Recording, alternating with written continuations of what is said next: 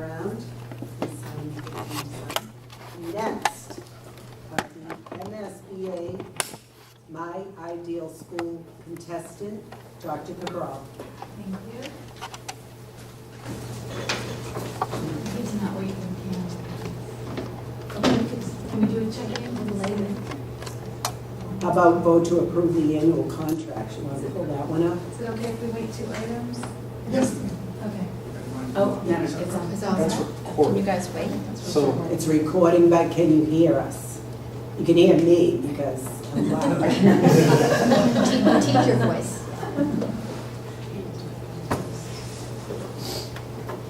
our audio snake is in here. Okay, Okay, so it's not gonna matter if we wait 5 minutes? Yeah. Okay. All right. okay. Thank you. We will begin then. Okay. Dr. Cabral. Thank you. So we have been talking extensively about our work with the MSBA, the Massachusetts School Building Authority, for our potential new elementary school project. We have solicited input from as many stakeholders as we possibly can because we obviously believe that that's really important.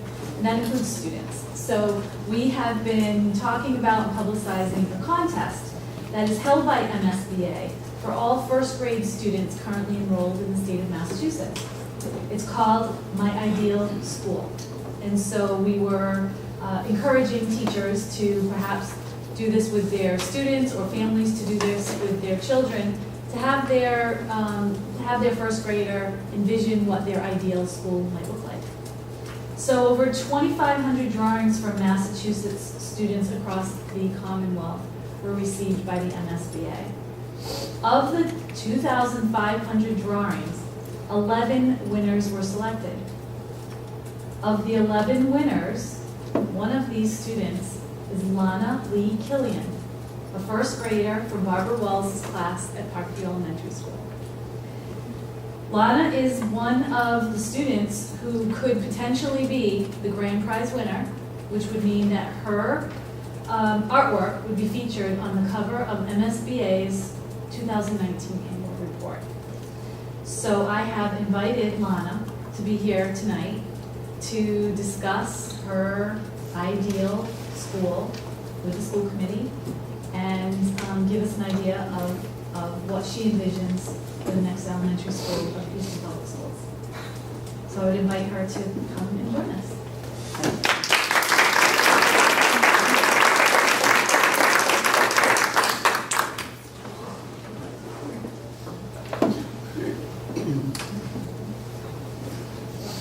Lana, would you like to sit in that chair?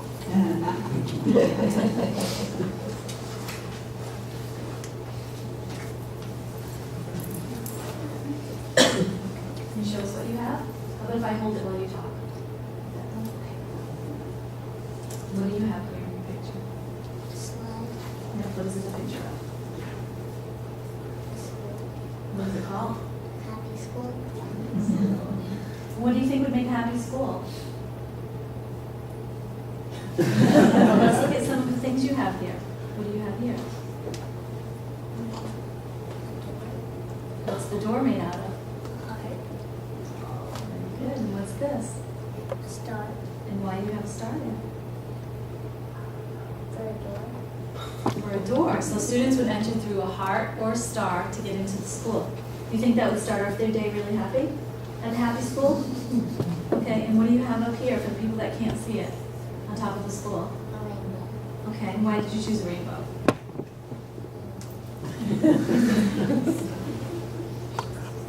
Because it's what? Because it's happy. Okay, this looks like a tall school. Does it have a lot of children in there? How many do you think? What grades?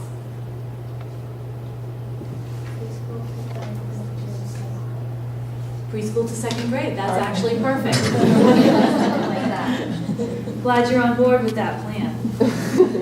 And then all along your school, and can I pass this around when we're done so people can see it more closely? All around your school, I see some stars and some hearts. Can you tell us why those are there? It definitely goes with your door theme. Are those windows or are these windows? Can you tell me your design of your window? It's really interesting when people see it. They don't look like the windows we have in our school right now. What's different about those windows? They're squiggly. They are squiggly. Why are your windows squiggly? So I think it's pretty. It is pretty, and I actually think it's really fun too. And I think pretty and fun leads to a happy school, right? Can you tell me what this is? It's a slide. So the slide is, tell me what that's for. It's to get out of the classroom. That sounds fun and happy. So students would leave school by taking the slide out. I think everybody really likes that idea. It's super clever. And the teachers do it too? I think the teachers want to do it too. Do you want to tell me anything else about your picture? This is a beautiful frame. It says, "My Ideal School Contest, May 29th, 2019. It's got our name and elementary school on it. So I'm going to pass this around. Is that okay? Thank you so much for sharing. Your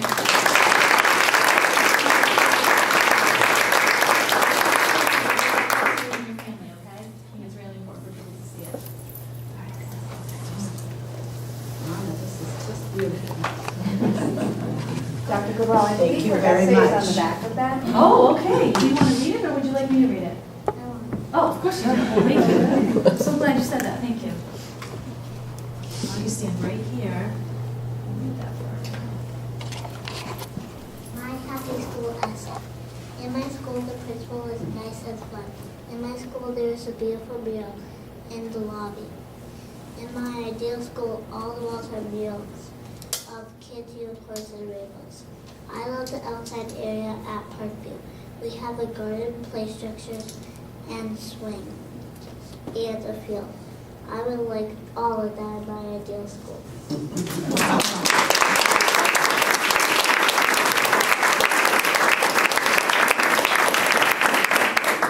Lana, why don't you turn around and hand it to Mrs. O'Neill, and they're going to take a look at it. It's beautiful. It's beautiful. Thank you. Thank you very much. Thank you. It's Do you want to sit with beautiful. Mom, and we'll bring it to you in a little bit? Okay. Thank you, Lana. Good job presenting. Fantastic. Thank you so much for sharing that with us. We're really proud of you, Lana. Thank you very much, that's wonderful.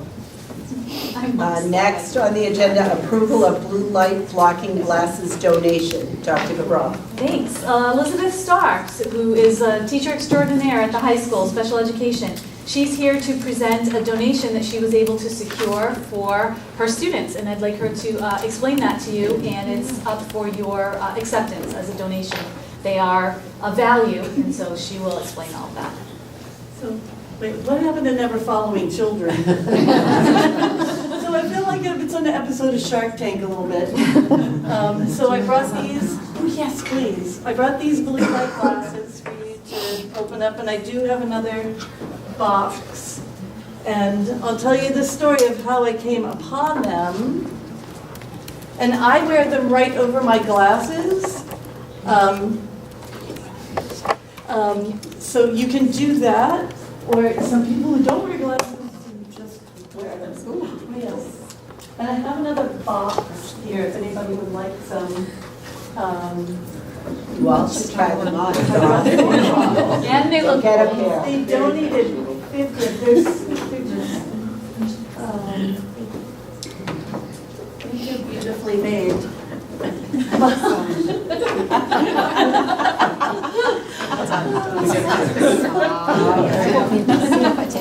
Okay, yeah, over yeah, so you can wear them over the glasses. Yes, right over the glass. Yeah, that's why I wear them. I wear them like this to bed, you know, when I'm on my phone. And yes, I'm on Facebook. Selfie.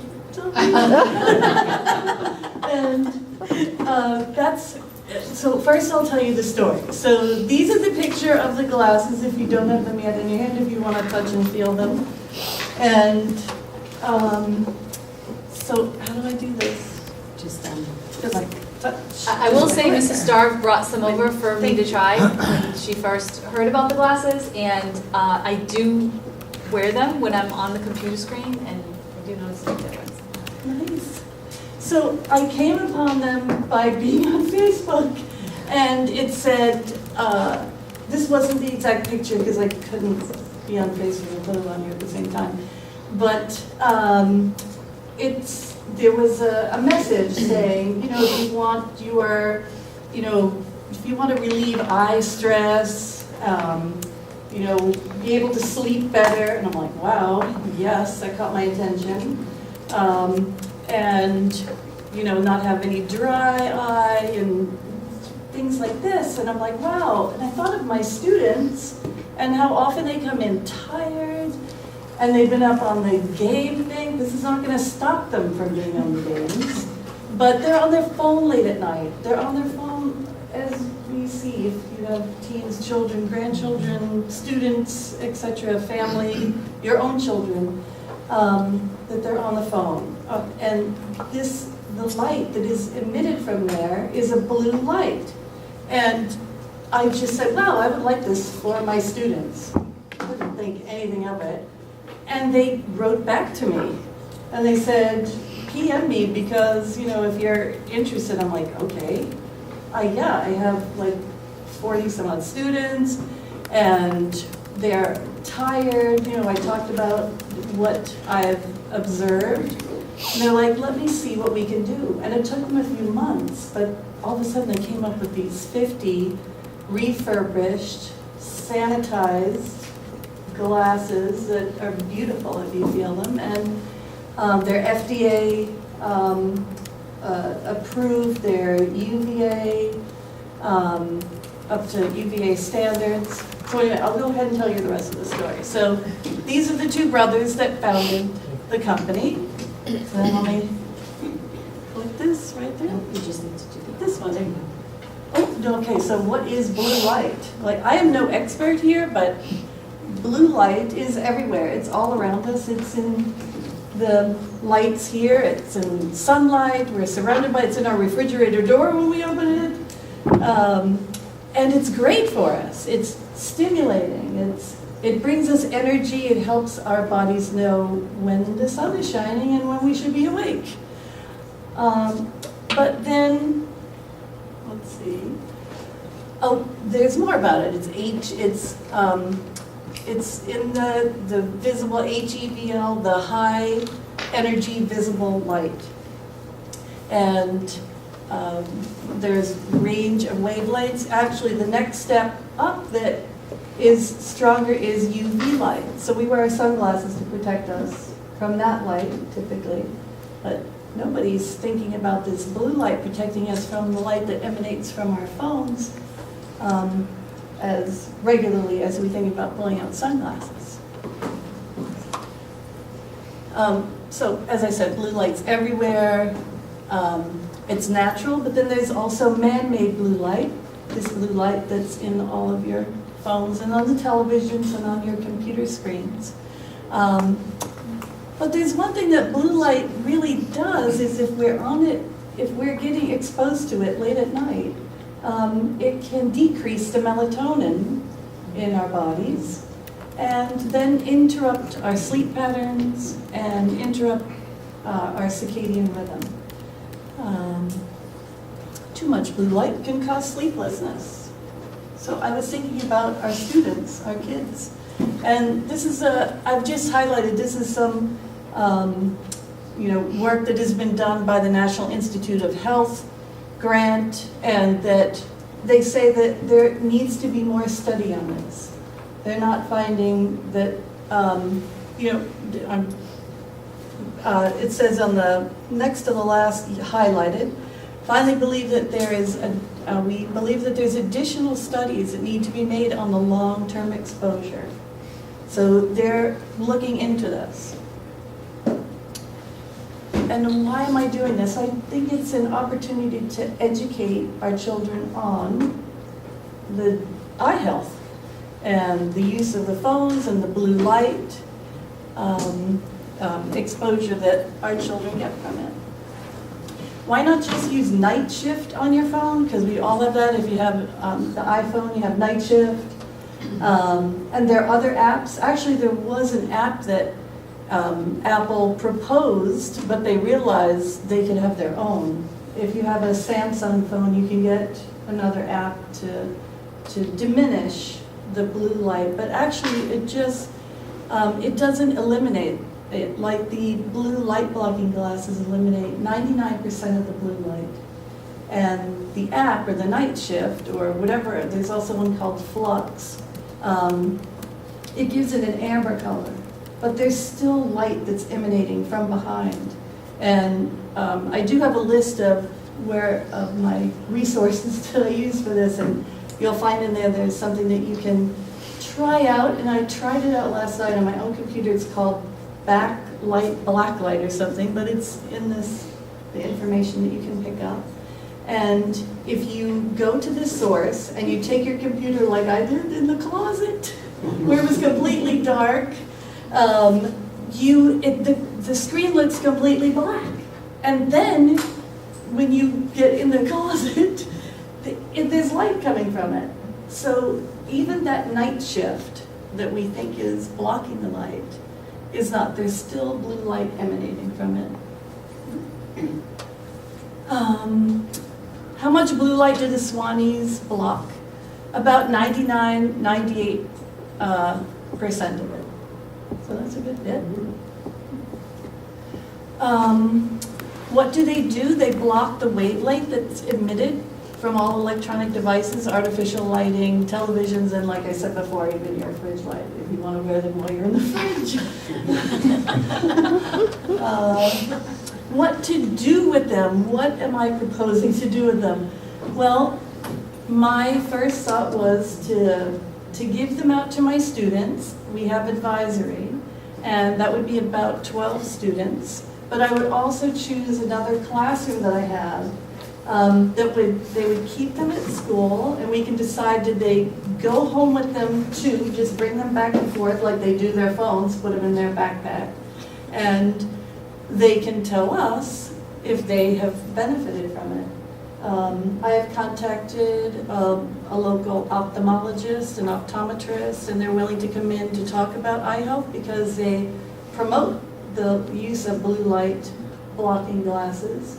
Not particularly this brand. There's other brands that that they sell product of, but they're for this. So that's what I would like to do with it. I'd like permission to introduce these to our children and show them, talk to them about eye health, and maybe it will bring some awareness about how often and how they can help themselves. Mrs. Starr, can you speak Yes. to the value of this generous donation? Oh, yes. They are $69 a piece. And it was a generous donation. They gave us a box of 50. So that's quite a hefty donation. And I'm hoping that I can get more. I've asked the company, who is very easy to contact. I was grateful for this amount, but also I'm thinking if this works out, maybe we can get more. So. Anyone else have any questions? Well, may I just make a comment? Yes. There is a reason why Elizabeth Starr was selected as Educator of the Year by the Lions Club recently. And as you can see, she's always thinking about new things to bring to her students and actually to her entire school. So thank you for this, Elizabeth. Thank you. These are great. So I need to have a motion to accept this donation, correct? I'd like to move to accept this generous donation. Do we have a second, Michelle? All those in favor? Thank you so much. Thank you, Mrs. Starr. Bye, Thank you, Lana. bye. Bye. All right, that's awesome. That's a great donation. Thank you very much. That's wonderful. Could you come back at some point next, when this gets going, Elizabeth, and Yes. tell us, you're talking about doing a pre and post test, but Yes. just let us know. Oh, I will. I'll be happy to. I'd like to know what happens. Yes. Okay, Okay. thank you. Thank you. Thank you. Next, approval of a donation from Easton Wings of Hope. Dr. Cabral? I don't see Lynn here, so I think maybe we could hold off on that, and Sure. maybe she might be just tied up a little bit. Okay. Foreign travel proposal to Puerto Rico, Dr. Cabral. So Maria Palma, who is the chair of the World Language Department, is here on behalf of Gemily Neely, sorry, Gemily, Spanish teacher at OA. The trip is for grade 10 Spanish 3 and higher levels to take place April 16th to 23rd, 2020. They'll be traveling with Education First, which is a company you've heard of before. And the cost of the trip is approximately $2,800, which as always is the responsibility of the student. So I'll turn it over to Ms. Palma. Thank you for having me again. I know I've been here a lot in the past years. So as you said, we're hoping to go about a year from now for April vacation, maybe leave a day or two before, as we usually do. And Mrs. Neely will be the lead chaperone from all of our aims, as well as another faculty member from our department, and potentially a couple of others, depending on the number of students we get enrolled. BF will be our travel company, as we just heard, and they will meet us at the airport in San Juan, Puerto Rico, when we arrive, and will be with us the entire time. It will be a hotel stay, so for the week or so that the group is there, they will stay at a hotel. The traveling will be first by airplane from Boston to Puerto Rico, and then up by bus through the island, and then back by plane to Boston at the end of it all. This is a little different than the exchanges that we've done before because it is a service learning tour. So it's to explore another part of our own country with a very unique culture with, ties to the Spanish cultures that they're learning in their classes, and an opportunity for them to see, a different way of life and to help out in the various issues that the society of Puerto Rico deals with, specifically in the past few years. The damage sustained by Hurricane Maria, for example.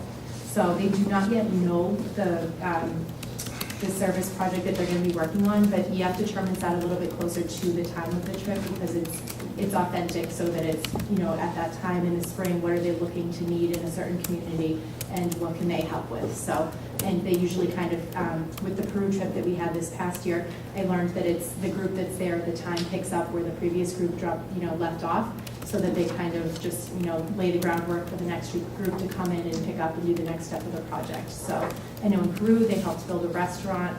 In Puerto Rico, it could be anything.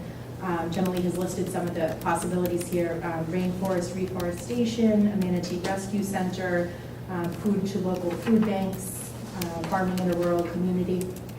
So those are some of the possibilities. So we look forward to finding out what it will be. Does anyone have any questions or comments? Sounds like a great trip. Do I have a motion to approve this trip? In a second? Second. All those in favor? And we all get to go with you, right? Thank you. Thank you. Okay.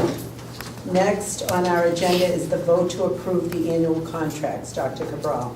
Each year, David Twombly, Director of Operations, is here to present the annual contracts for the committee's approval. He has a list of contracts that you have before you. He will go read the list of contracts and answer any questions that you might have. Yeah, okay, so as Dr. Cabral said, this is somewhat of a house cleaning item. All these vendors are state contracted vendors who have already been vetted out. They also may belong to a collaborative such as the Mass Higher Education Consortium. So again, these contracts are for maintenance, supplies, and technology hardware. So I'll just kind of read through the list of vendors, and if there's any questions, I'll entertain any questions, and then after that we can have a motion to approve the contract. So starting at the top, we have Airex Filters, All-American Poly, Apple, Banner Systems, Barbizon, CDW Government, Clean Cut Solutions, Core Business Systems, Demoro Carpet and Tile, which is a new vendor that we just added, FM Generator, Gibson Roofing is another new vendor who does repairs to the flat roofs at the high school and middle school, Hilliard Incorporated, Industrial Burner Systems, Metropolitan Telephone, Norfolk Power and Equipment, Site One Landscape Supplies, Oakers, WD Mason, and Wally Computer. Have any of these contracts really changed since last year, or have they, has the amount of money that we have to pay, has that grown a lot? No, like I said, we did add a couple of new contracts. We added Demoro Carpet and Tile, who is on the Mass Higher Education Consortium contract. So we can basically, these contracts are really kind of duplicity. The state already vetted out most of these contracts. So most school districts just work off the state contracts and just go by those procurement laws. But in Easton, they want to have another level of security, so they require a 2-page contract that just basically solidifies the state contract. So it's almost a duplicity process, but it's kind of a process that we have to go through here in Easton. But there isn't, I don't anticipate spending any more or any less money than what we have in the past. It's kind of hard to tell. It's kind of like, they're really on as needed, so if we have to make a big purchase, say with paper towels or something, we go to one of these vendors who we already have a contract with. Are either of the two new ones replacing? Nope, they're not replacing, we're actually adding on. Yep, good question. So you're saying it's duplicative, but, so the state, I understand that they vetted them, but they don't, I mean, it's simply that they vetted them so we can use them. Correct, so basically what they do is they have a state bid list, and what they do is the state actually conducts a bid similar to what a town or community would do, and they require certain requirements such as insurance, and if they're a contractor, they have to have OSHA certifications. So the state has already gone through that process, and they allow municipalities to purchase off that state bid list. So the attorneys that have been vetting other contracts that we discuss are not also involved from the town, are not also involved with these? Not usually. I mean, once in a while, we may make a purchase from a vendor who's on state contract, but we don't do that much business with them. So we would do like a typical contract. But this is, these contracts is contracts for people who we do a lot of volume with, who we call in periodically to do different types of work. Sort of as needed. So it's kind of as needed, correct. Any other questions? Do I have a motion to accept the vendor contracts for 2019, 2020? And a second? Second. Okay. All those in favor? Do you want to, I'm anxious. No, is that okay? He's going again, so that's probably why. Okay. It's like the David show here tonight. Yeah. All right. Okay. So the next item is vote to approve replacement of Richardson Olmsted cafeteria floor. Okay. Mr. Longley? So yeah, so that's Demoro Carpet and Tile. So again, they're on the state bid list, but because we had not done, this question actually, I mean, this process actually leads into the question that Caroline had asked. Because we haven't really done a lot of work with them, we actually put this on combis. We went through Mass Higher Education Consortium. We haven't really done a lot of business with Demoro Tile in the past. So we created a regular contract that you would typically see for that type of work. So I believe that you have a copy of that in your packet, and that would be to replace the flooring at the Richardson Olmsted School. We're going to use it's called Tarket. It's like a linoleum, but it's called Tarket Linoleum, and it's basically a new product that a lot of new schools actually have. And recently I went down to the Carver Public Schools, and I went down to New Bedford with PMA consultants who are working with us on the MSBA project, and they actually highly recommended this particular type of floor because there's no maintenance associated with the floor, so there's no, you don't have to wax it, you don't have to seal it, you don't have to do any of that kind of grinding the floor down at all at the end of the school year. It's really just self-sufficient to just wash the floor. So from a maintenance perspective, I would highly recommend it. So if the cafeteria floor sounds familiar to you, we did discuss replacing the cafeteria floor last year. That was a surprise to many people because they still think of the Richardson Olmsted as a new building. But being over 20 years old, and it's clearly a high volume area, not only with tables and chairs sliding around, lots of children, that's where a lot of events happen, professional development and so forth. And it is the type of floor where we strip and wax it every year, and so there's a lot of wear and tear, and some of them are starting to lift and creates, of course, a safety issue. We had secured capital funds to pay for the vast majority of the cost. Those funds are still available and will be used for this. The reason we didn't do it at that time was because one of those last minute things cropped up, and it was actually the kitchen area in Richardson Olmsted. Because the kitchen area is not cafeteria, and that's what was noted specifically in the capital request, we couldn't use the funds for that area. So we had to fix that area first. It was something that needed to be fixed before the start of the school year because it was actually a dangerous situation with tiles actually lifted and subfloor issues and so on. So we are now going to use the capital funds and a small amount to augment that to get the cafeteria floor fixed and hopefully reduce the maintenance required on it in the future as well.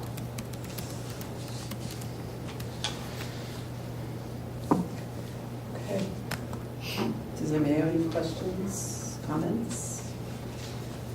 Okay, although I need a motion to accept the replacement of Richardson Olmsted cafeteria floor.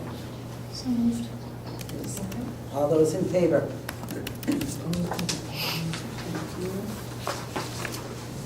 Okay. The vote, Excuse me. Go ahead. I think the motion actually has to be to award the contract to Tomorrow Carpet and Tile. well, I'm reading off the agenda that Oh, okay, says vote sorry. to approve replacement of Richardson Olmsted. And then we just did approve Demore on the last We one. approved them as a. So how would you like me to say it? Well, I just think it would be a motion to Okay. approve the replacement of the floor by. By, okay. or- So let me do this, I'll make the motion. I make a motion to approve the replacement of Richardson Olmsted cafeteria floor by Demore Carpet and Tile of East Long Meadow, Massachusetts. Do Per I the have a contract. What? Per the contract. Per the contract. Second. All those in favor? Thank you. Thank you, Caroline. Okay. Vote to approve wastewater treatment facility operations and maintenance extension agreement. Dr. Cabral. Okay, this is another one of those house cleaning items. So we already have a 3-year contract with Weston and Sampson, and so this would be entering into our 3rd year, our final year of the contract. And next year, probably around December, we'll be going back out to bid for the wastewater treatment maintenance and operations of the plant. So this is really a house cleaning item, and it's to award or approve the extension of the Weston and Sampson contract for maintenance and operations. Does anybody have any questions? So we're already in a 3-year contract, Correct. and this is This is the for 3rd. entering into the 3rd year or the Yep, 4th year? 3rd year. Just as my understanding, why do we, this is we, if This we is have a something, 3-year again, that the contract, why town is it requires. need I to- think it has something to do with our bonding status. Okay, So sometimes the bonding agency will ask to know what all our debts are. So Uh-huh. it's something I have to provide to the town. okay, thank you. Do I have a motion to accept? Do I have to put any company in here? No. Yes. Probably safer. I'm trying to think what company is it? Weston and Oh, yeah. All right, I'll just do it. I'll make a motion to accept Weston and Sampson's, oh, it's up on the top. Weston and Sampson contractors to fix the or For the continue operations their, maintenance. the maintenance of the wastewater treatment facility operations. Second.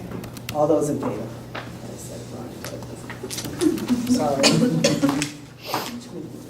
All right. Is this your last one? Nope. I wish it wasn't here. It is the David show. All right. Vote to I approve. figure while I'm here, I might as well get everything done. There you go. Vote to approve lease agreement for 50 Oliver Street. Dr. Cabral.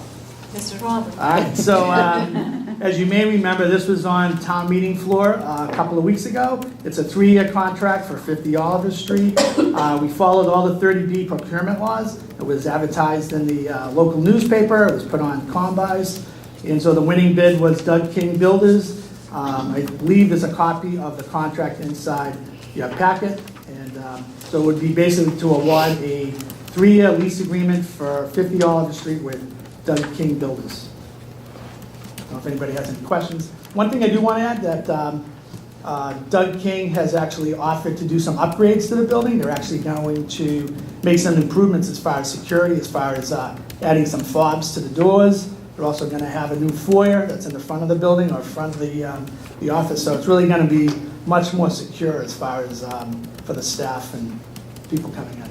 There's a concern, as you can imagine, of the staff in the office because we do not have any sort of security in terms of people coming into the office as we do in our schools. And so he has agreed to put a small vestibule on the outside that people can either be buzzed into or a second step before there's access.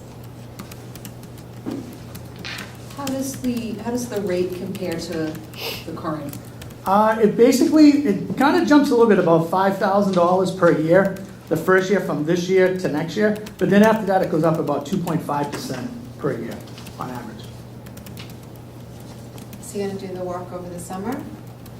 I believe so. He's actually already come in, I think it was during April vacation, he painted all the offices out, and I think he's putting new shades on the windows, and like I said, this security piece is a big part of it. Does anyone have any other questions or comments? Do I have a motion to accept the lease agreement for 3 years for 50 Oliver Street? Second. All those in favor? Thank you. All right, David, one more. All right, so the next Wait thing a is, oops, sorry. The next thing on the list is the discussion of Lucini Transportation. You want to go to her? Just go to Dr. Brock.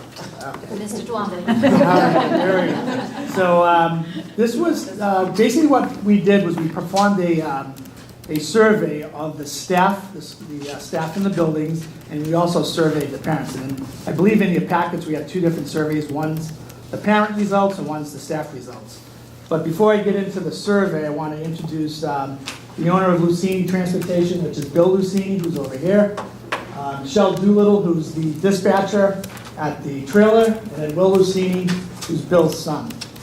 So I invited them to come in. If there's any questions, they can perhaps answer some of your questions. So this is only in regards to the in-district special education transportation. This is not regarding the regular transportation. As you may remember, last year we gave the in-district sped transportation contract to Lucini Transportation. And so I think we agreed that we would do a survey after the first year, just to see how things were going. So just kind of walk you through, I guess the first is the staff part, the staff results. So we did get 14 responses from the staff. I think we surveyed around 30 staff members or so. These are all staff members who work with the in-district special education students. We have some pie charts there. I don't know if I won't actually go through each one of the pie charts. I'm just going to go through the last page, which talks about comments. So what I did is, based on the surveys, I just pulled out some of the comments, the highlights, pretty much the ones that we saw repetitiously, and most of the people's responses. So the first one is that one of the questions we had at the very end, it says, if you expressed any dissatisfaction with any of the questions above, have you seen any improvements recently? And I will say that at the beginning of the school year, we definitely had a lot of hiccups with Lucini doing the in-district transportation. But over the last several months, probably since February, we worked very vigorously with Lucini Transportation. We've had two meetings a month with Lucini. We've also had the principals that participated in those meetings. Special education staff has participated in those meetings. We also created a Google document which staff can actually go into. It's a shared document that people can go in and write comments. We share that with Lucini. So I think the communication since Michelle's come on board, there was a little bit of change in management or whatever, and Michelle's done an outstanding job here for us. She's really readily available. She's in the trailer. If there's any issues, she interacts with the secretaries or the sped staff. So I just wanted to start off by saying, kind of acknowledging there were some issues at the beginning. There's no question about that. But I think since about February, we really got back on track. And so some of the comments that we've heard since the changeover, there's been improved communication, improved timeliness of the buses. This is all on the staff. So this is students arriving at the school, vans arriving at the school at the end of the day, making sure that they're on time. The drivers are very courteous to the staff members and the students. They feel that the drivers are very professional. There's fewer occasions needed to call the trailer or the dispatcher. So things are running much smoother. And before Michelle had come on board, there was a lot of calls that were coming over to Lucini's trailer to kind of resolve those problems and those issues. But since then, since Michelle's taken over, things have relatively smoothed out a lot better. Drivers are courteous to students and staff and are extremely professional. That was another comment. Some of the concerns that staff members had mentioned, that there's still periodically when they call over to the dispatch area or over to the trailer, sometimes Michelle may be out on a run or maybe not available, and those phone calls are forwarded to the Bridgewater office. So sometimes they're not as familiar with some of the issues that are going on here in Easton. So that was one of the concerns that some of the staff members had brought up in their survey. The majority of this dissatisfaction, again, was during the first half of the school year. Overall, things have gotten a lot better. And another comment that we had is central office and K-2 principals have been meeting with Lucini twice a month to discuss transportation issues and improve communication. Again, I already said that earlier, but it really has gone a long way to improve the service from Lucini having those meetings. The next part that's in your packet, set of questions regarding staff. Do you have any other? Can I just interject? I'm sorry, can I just interject for a second? I just want to clarify when you said that this is taken from the comments. We did not censure the comments. It's just that some of them had names in them or were descriptive about runs in a way that might identify individual students. So we just got rid of that information. Good point. So next part that I have regarding staff, so the question was, do you have any other questions or concerns? So I'll just read some of the bullet points. It was a little bit of a bumpy start, but since October, the vans have been running smoother at Monroe Hall. If there are company again next year, late arrivals for students needs to be resolved. Lateness is unacceptable. It is important that we have good communication with Lucini and be provided more up-to-date information on our students. A Google Doc, I mentioned this earlier, has been established so that staff can enter their issues and have helped Lucini address those questions in an efficient manner. So that's the staff responses. We can either discuss the staff responses, or I can go to the parent responses and just do a whole question and answer. Whatever you prefer.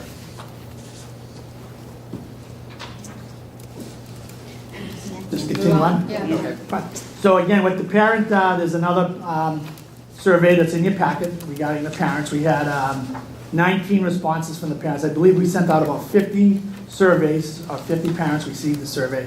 Again, I'm not going to go through the pie charts with you. Overall, I think they're pretty good, to be honest with you, from the parents. But I will go through, again, some of the comments that we received from the parents. So, again, related to the questions where the pie chart is, it says, do you have any other questions or concerns? So here's some of the comments that we received. Concerns with pickup times and inconsistency with drivers and lack of communication. Once the timing issues were ironed out, we have had no issues. Some more comments. Initially concerned about the change to the private company, but our driver has been patient and understanding. Next one is, we love our driver. He's always friendly and has a smile. We're very happy with the Easton Public School driver. So this person must have one of our drivers, because they commented about it. Sometimes some of the runs are split. Lucini might do one half, the morning half, and we may do the afternoon run. Another person wrote, miss the Easton Public School drivers. Only times we've had issues is when there is a substitute driver, but love our regular driver. We have the driver's cell number in case there's an issue, and our child has bonded with the driver, and he goes above and beyond. Those are just some of the comments from some of the parents. So at this point, I'll just open it up to the committee. Again, you can either address the question to me, or if you want to ask Mr. Lucini and his crew some questions. Well, the administrators. Well, the well. administrators. Would you like to comment? Sure. So I know that it seems like timing from the staff perspective has been one of the bigger issues outlined here. I understand the beginning of the school year was kind of rough on CPAC has a Facebook page, and the parents were communicating pretty locally there about issues that they were having at the beginning of the year. So I'm just wondering, as you track things over the year, how is the on-time percentage changed over the year? Are you seeing a marked improvement in on-time? And I believe it was arrivals to school that were the biggest issue, and it was almost like there were some if I recall correctly, there were some parents who, you know, the driver was arriving at their house on time, as you can kind of see the perception. Getting the child onboarded and off to school wasn't necessarily working in terms of getting there early enough to satisfy the staff of the school. Okay, I can address that for you to somewhat. One of the issues we had, well, when you put a group together, it has times, okay? And some of the times trying to consolidate some of the routes, et cetera, to keep the cost down on the number of vehicles, you know, we had to move times. And a lot of the people didn't like the time moves, okay? We would say we would be there, it was taking them at 8, 10. And we would sit in that yard for 20 minutes because their student used to get picked up at 8:30, okay? And they didn't want to change that time. That was one of a big problem we had. So now it's just dominoes and goes down the line and we end up late to school. We made some changes in drop-off points and pick up because we got in traffic and things like that. So it was a real work in progress to start, quite honestly. We tore it apart and we came at it from a whole different angle, okay? And we had resistance, naturally, and we tried to work through that. And in the end, I think we have, and we're continuing to work on that. I had, I'll be very honest with you, I had problems internally that I had to square away, and we squared them away to the best of that we could, okay? And we worked at that, we had some driver issues. I think now it's all come together, and we continue to work it, okay? Michelle was a great ad, works out very well. We just have to get people on board with us, okay? And I will tell you that some of the information we get isn't really good information, okay? And we've worked with the school on that very, very hard to get that cleaned up, okay? I know David and I, like I say, we have these meetings every couple of weeks or whatever to work on that, and I think that's come along. That's really the way I look at it. You people think I'm different? If you have any- No. So is data collected, and again, this is just for my own kind of becoming familiar with the data collection process. So is data collected where you can measure and say, okay, at the beginning of the year, we were averaging 50% on-time arrival at school, and now at this point in the year, we're 80% on time, or anything like that? I can't give you a real percentage, and I won't, but I can tell you it is better because we have worked as a team, the school and the bus company, to straighten out issues. Teresa's worked very hard with us, okay? And so has Christine, so has Dave, superintendent. You know, we've all worked together, and I believe that now it's a change. People don't like change. I get that. I would just add anecdotally, definitely the volume of calls into the central office about late buses and problems has really decreased over the last 2 or 3 months. We've had much less calls. There was a point there where it was like every day there was a problem. It was terrible. Yeah. I'll guarantee that. It was terrible. Yeah. But it has gone a lot better. And I do agree with Bill. I think some of the issues too, it's just, with the changeover, I don't know if people were happy with that, but in addition to that, sometimes when the buses or the vans arrive at the student's home, the student doesn't come right out. And it sounds crazy, but if you have 5 students they have to pick up for Parkview School, let's make this up, and each one makes you wait 5 minutes. Yeah. Longer than it should, it just compounds the problem. So we've really been trying to be efficient as far as picking up the students. We try to use our equipment to the max. Yeah. And to not have to put another van on or whatever. We tried very, very hard to do that, and I think it's worked. So, other than the pushback that we get. Yeah, the vans are very tight as far as the number of students on each one. So it's kind of like, you want to do it efficiently, you also want to do it properly. So we try to not add too many vans on, because obviously it's a cost to the district, but obviously if there were a lot of problems and this continued and we had more students, then we'd have to add another van, which would obviously affect our budget. But in general, the budget's not really, we want to run a good, smooth system, so the budget's kind of secondary to running a good, smooth system. Do you feel like the pushback has lessened over the years? Oh, yeah, absolutely, absolutely. My phone rings a lot less. It really has. It was getting used to, I guess, for everybody, and some people still tried to push back, but you gotta push through the pushback. And that's been our experience at central office too, but it's important to me that the administrators are here, and I just want to know if there's information that you want to add to the conversation that's important. At the school level, it sounds accurate from my perspective. We're the ones outside of the schools Okay. before, at the end of the day, like every year, it's slowest time. I mean, it just takes a while to do certain things. I would agree.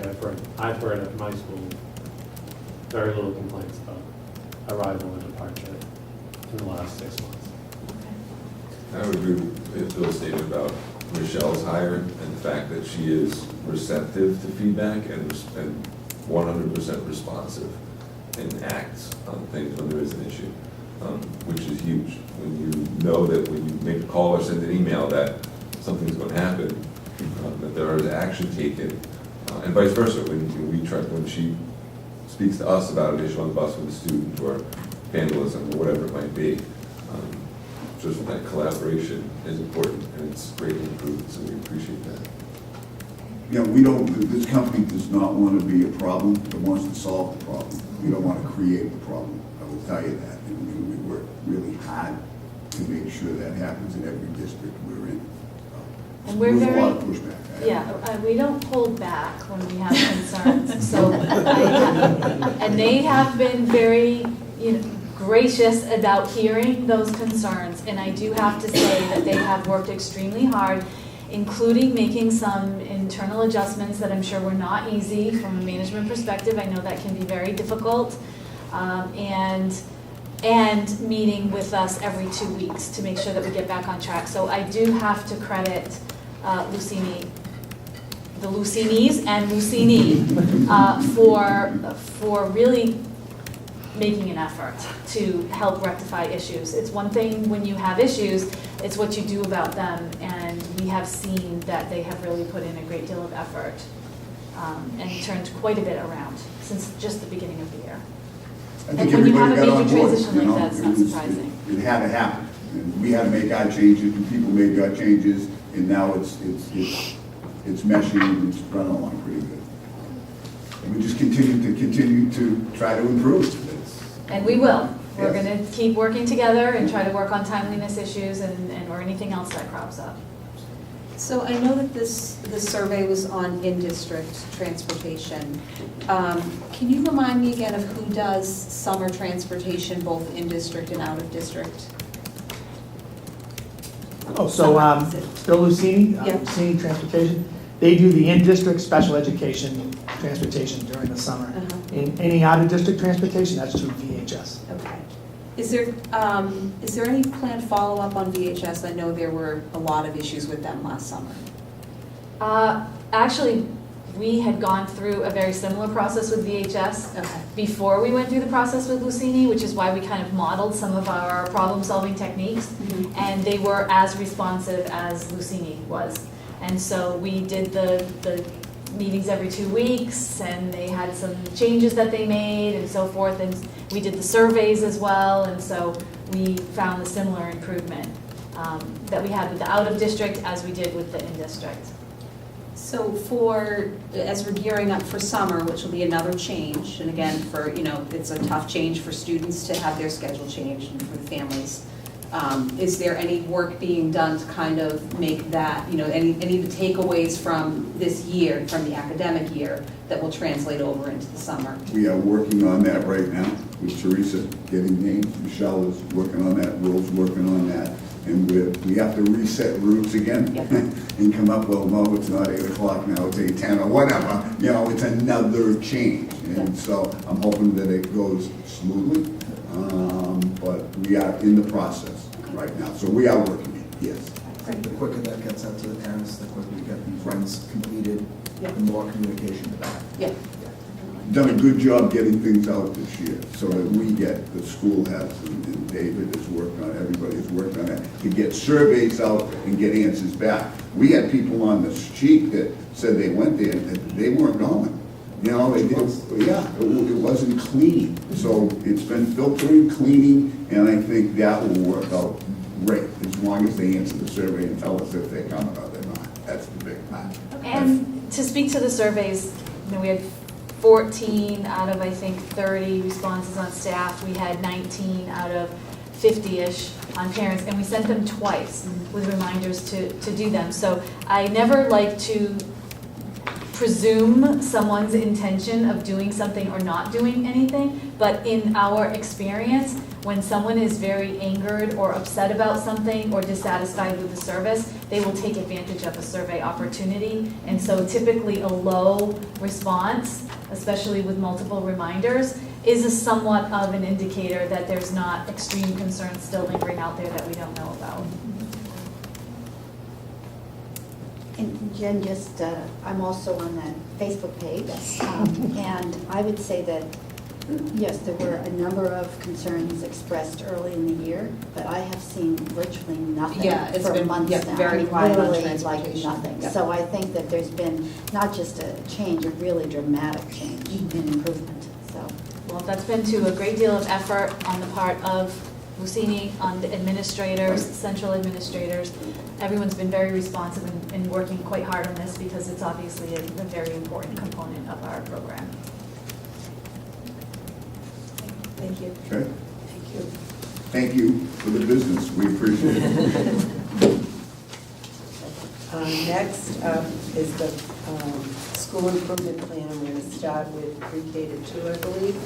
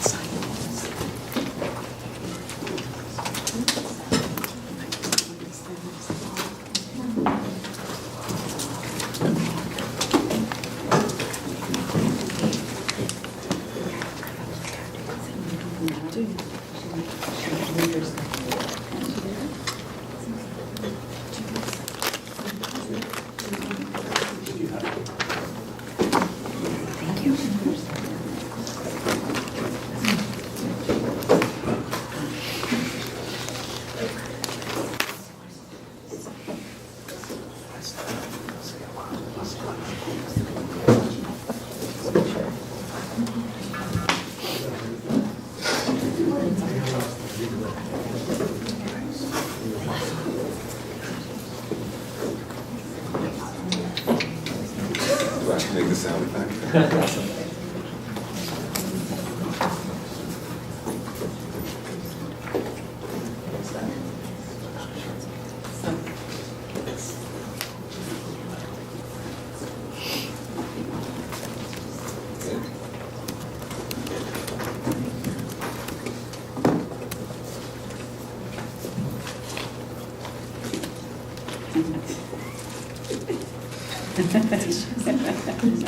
Good evening, everyone. Thanks for allowing us to present our combined school improvement plan for the schools of Center School, Monroe Hall, and Parkview School.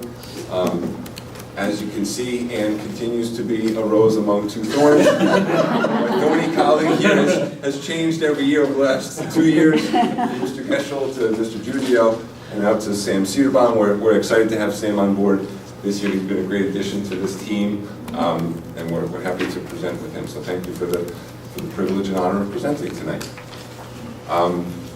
We will get to the reading as an adventure near the end. It's a little cliffhanger for you. But our school council membership is shared there. These are vital and important parts of our school between our teachers, our parent representatives, and our community reps as well. We'd like to thank those folks. I don't know if Ann, you just want to read your... Sure. So my teacher representatives are Karen Lund and Sarah Biondo. Rodolfo Sotelo is our parent. Jessica Zimmerman, another parent, and Janet Brown is our community rep from Northeastern Savings Bank. And then at Moreau, we have Jennifer Crewley as a teacher, Kathy Whittup as a teacher, Kristen Finch was my solo parent this year. I do have 2 parents lined up next year, which is a great thing. Sometimes it's tough to get some parent involvement. And then Michael Asak has been with us for some time from Northeastern Savings Bank, as a community rep, and he's been super supportive of our school over many years. And over at Parkview, we have several teachers, Melissa Cordera, Samantha Izzo, Nancy Kamenecki, and Lisa Reska. Stephanie Patton is our parent rep, and Kelly Morin is our community rep. And again, like Tom said, I've been advocating since I began in July looking for volunteers to join our council, because again, the parity between teachers and parents right now is off, and I'm looking to balance that out.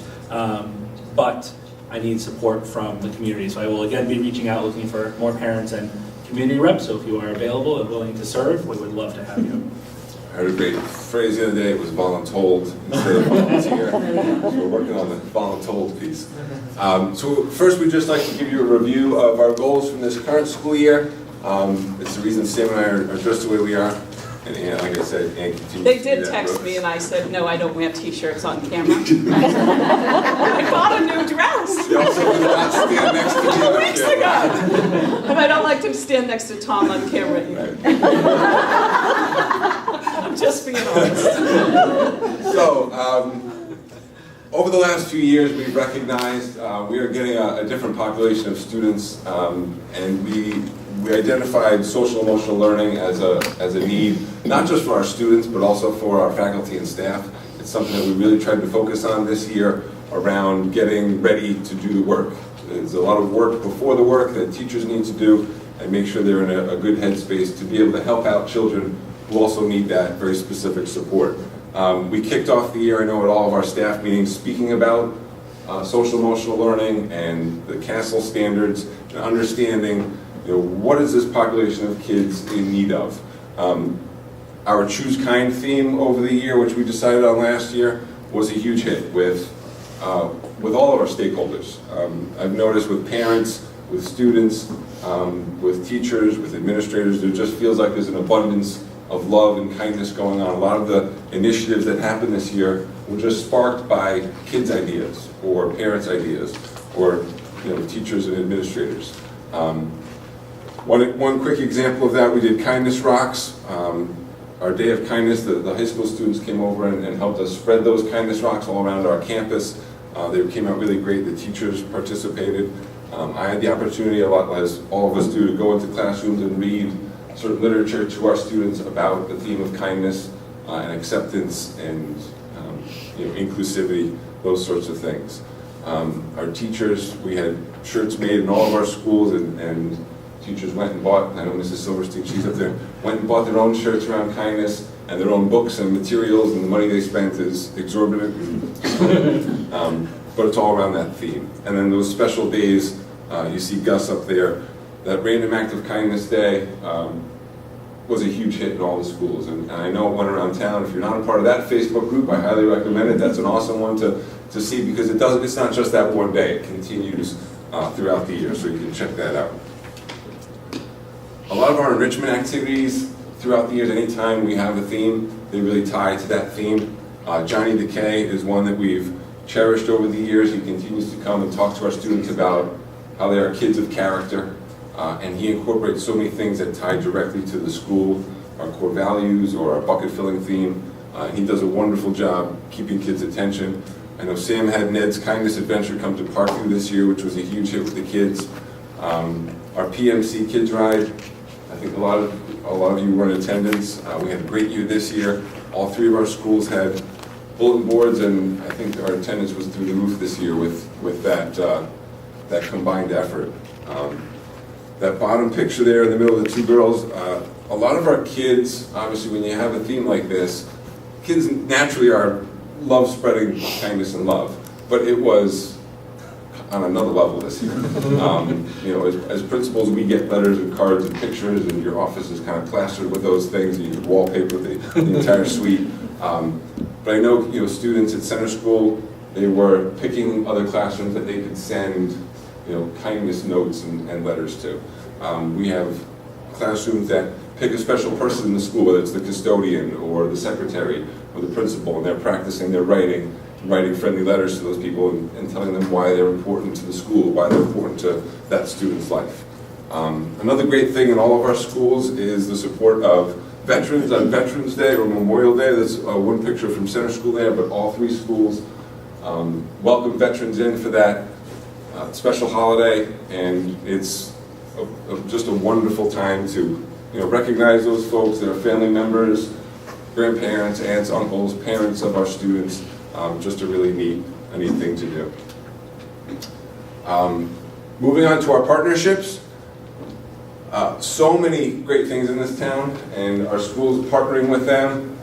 A few examples: the Day of Kindness, as I mentioned before, having the kids who come to Monroe Hall or each school went to that school, so they have all these questions. They want to see the classrooms and ask questions about teachers who have retired and how are things going. And that's been an amazing partnership with the high school, and such a well-run event. Super supportive of the classrooms and the school grounds. Also, we have, as I said before, having our teachers be in the right frame of mind to do this job. It is a difficult job, but finding time to promote self-care among our teachers is important. So I know at center school and there's times when people get together, I think in all places, but finding time to volunteer as a group. That's a picture of my brother's keeper where teachers went and celebrated time with each other, doing a kind deed, which is a really neat thing. The bottom right is our continued partnership with the YMCA and our second grade WaterWise program, which is a phenomenal program.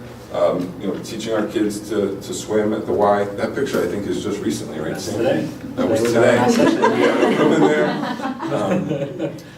And then the upper right, as you know, our our adjustment counselors are super important. We have 2 at the pre-K to 2 level, and they do phenomenal work with the resources that are available within town and in neighboring towns, and hooking parents up with those much needed resources. I can't promote the idea of adjustment counselors at our level enough.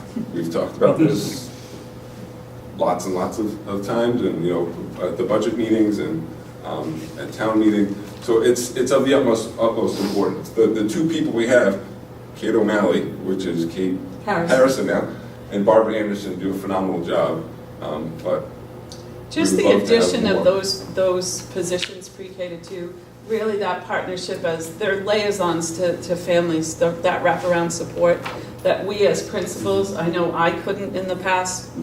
It's not my expertise, number one, and even just time, but to see them be able to really swoop into situations where there's students in need and families in need, and know how to make the connections and get the support for those families and students is so welcome, needed, and impressive for the 2 people that we have. They're tireless. I don't know how they get to everyone. And they do a lot of co-teaching with our general ed teachers, which is great to infuse that social emotional learning into our classroom. So they are constantly running whole group lessons, talking about size of the problem and zones of regulation, and it's really getting out to all of our students, not necessarily just those impacted with social emotional concerns, but it's getting out to everybody, which is huge. And supports the teachers in that way. So by doing whole group lessons in classrooms, it helps teachers increase their capacity and skills and understanding of how to deal with certain situations that are social emotional based.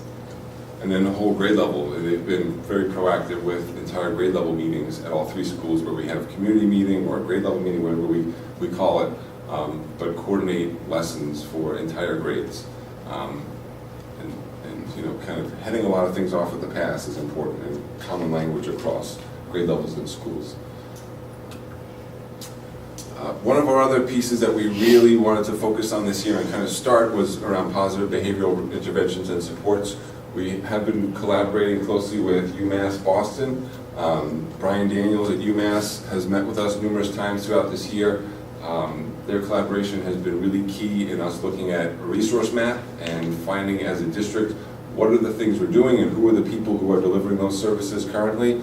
The district-wide team is a phenomenal group of people that have gotten together and discussed these things. We also are conducting a needs assessment survey to find out what are other districts doing that have been effective and how can we improve on those things. We also have leveled teams, so there is a pre-K to 2 PBIS team that has been formed, which I am the rep for. And this is a process. If you know anything about PBIS, it's not a one-year implementation. You know, we started this process last year. It was part of our goal. It's going to continue to be part of our goals moving forward because that process takes 3 to 5 years to fully implement and have running well. So it's something that we really want to focus on over the next few years. And then safety care training. This is our crisis intervention protocol, and we've moved. I've been trained a few times. We had CPI in the past, and over the last few years we've moved to safety care. It is an evidence-based program, and it's a train-the-trainer model. So in the past we used to bring safety care trained professionals in to school. Now we've sent some of our folks out to be trained. So they are official trainers, and they come back and train their colleagues. We have one standing right next to me. So Sam has done this in previous district. He has been a trainer, and when he came on board and found out that we did safety care, he said, let me train other people. So I don't know if you want to talk to this a little bit. Yeah, so safety care, again, is great. People often jump to calling it restraint training, which it really isn't. It's really crisis prevention. And again, with the huge increase in social emotional issues and concerns, safety care is such a fantastic program because it really works towards de-escalation pieces. So we have trained a good majority of staff members, especially at the pre-K to 2 level, who are working with all of our students. But again, the primary focus is de-escalation. Our last resort is always we never want to put hands on students. That is always our last resort. But the techniques and skills that we're teaching and getting out there into the hands of our staff members is de-escalation, crisis management. How do you manage and work with students who are quickly escalating to get them back to a regulated state? It's actually a great program to teach to everybody. If we could, it would be a great PD to offer to all staff members, those de-escalation strategies, so that every single person has those tools in their hands. You don't need to teach the restraint and the physical management piece to everyone, but having everyone know how to de-escalate someone in crisis is a fantastic opportunity. So it's something that we can continue to look at and get as many people enveloped in so that we can get it out to all of our students as well. It works with family members too. Yeah. The shared language piece too is so important. Yep. So when you're in a situation, everyone understands the procedure, but also the language you're using. It's just important for the whole team to have it. And we've been lucky enough to have people attend the training who maybe we wouldn't think would be in a situation like that. But we've had, a lot of our paras are trained. We've had secretarial staff who want the training and go. Nurses. So, as Sam said, to have that for everyone, and you can just do the language piece. To have that common language is super important around expectations and how to act in those situations. I think I've talked enough. So our second goal this year was to create homework guidelines. It actually came out of our goal from the year before about collaboration, and it was one of the things we were going to work on, and it presented itself to be more challenging than we had expected for us to have kind of overarching homework guidelines. Now, we understand that schools committee sets policy, and we do have a homework policy, and we use that in our work to guide us. We were looking more to sort of define the purpose of homework and help parents and teachers across pre-K to 2 to have a common understanding of almost our philosophy of what we thought homework was, and to try to create some consistency across grade levels, school to school, across the district. Again, it was more challenging than we had anticipated, and it actually kind of morphed through our work and the more information that we gathered. It didn't turn out in the way that we thought it was going to. So This was done last year. Can you just go back? Last year, we did do staff and parent surveys. We had combined PAC meetings to get parent input. We used survey results from the staff and got a lot of information about it. And so that led to our work this year. Just so you know, our school councils, we still have individual school councils, and then several times during the school year, we bring the 3 councils together to do work, mostly directed at our school improvement goals. So we met as a big body, used all of that information that we had gathered, and started talking about what it was going to look like. I think we originally thought we'd end up with like first grade, this is what homework looks like. And it didn't turn out that way for a lot of reasons. The biggest underlying piece here is that research is not real clear about homework. You can find research on both sides of the coin, and you saw in the survey it's 50-50 split in opinion, but research-based. I did a lot of looking into trying to find definitive research about homework, and it really is split. So we weren't going to solve that problem if the researchers can't. So what we ended up through our discussion was realizing we just wanted to have a clear understanding of that, like I said, a philosophy or a belief, what we believe in the Easton Public Schools in the primary grades that homework is and should be, and what that connection between home and school really should be. What is that relationship and how do we support each other in it? And then instead of being very specific about what homework would be for a kindergartner or a first grader or a second grader, what would our priorities be for homework? So as teachers are designing their homework for their classroom and the students that are in front of them, what makes sense, having at least an umbrella of priorities for homework. So this is actually our work. We sat together, we made charts of things, and then we put it together to come up with some beliefs and priorities. We had a lot of we believe statements, and we combined them together. So one of the big things we talked about was that we truly believe that our job, both at home and at school, is to create a love of learning. So we believe in the enjoyment of learning and providing authentic learning experiences. So homework shouldn't be busy work. It shouldn't be just because you want to give something to be done. It really should be authentic and promoting those experiences. So that just joy of reading at home and writing, chores, anything you can do with young children that involves learning. Cooking, sorting, measuring, all of those things. So we also believe very strongly that children need a print-rich environment. As we move into this digital society, we're finding less and less books in kids' hands. And again, we're not going to solve society's advancements and challenges, but we thought it was important that we state that we think kids should have books in their hands, have a print-rich environment. They do need regular physical activity, free time to play, limited screen time, adequate sleep, proper nutrition. So this all fits into that homeschool relationship. So kids should not have to go home and fight with their parents over completing too much homework that doesn't have a strong purpose. And we believe family time is important. Everybody's busy, and it's important to be able to hang out with your family, play board games, talk, watch a TV show and talk about it. So we have to be mindful of that in terms of what we're expecting families to do for homework. We need to communicate from home to school to support families.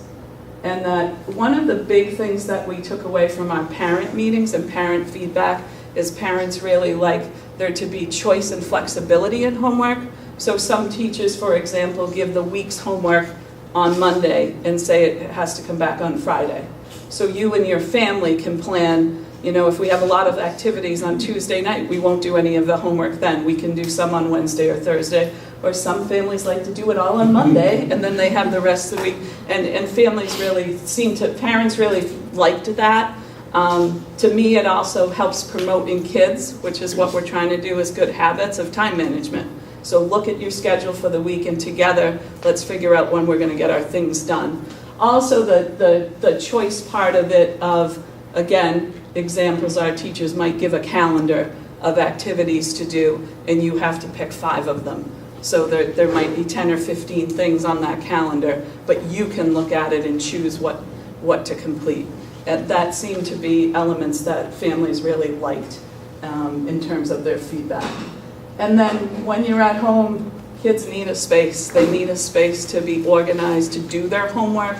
There should be a routine, and material should be available to them so they can successfully manage homework.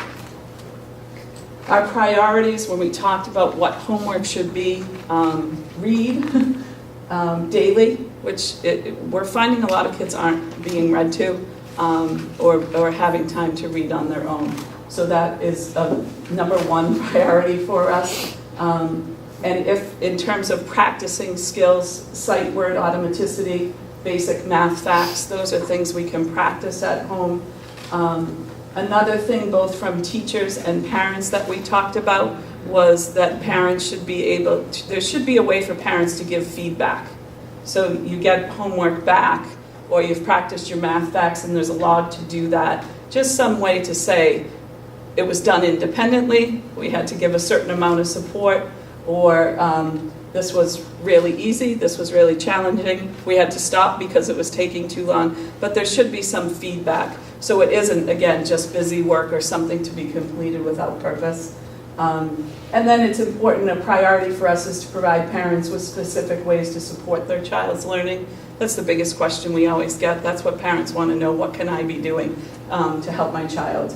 And then to recognize the diverse needs of families and to be supporting those needs so everyone has equal access to learning. That's it.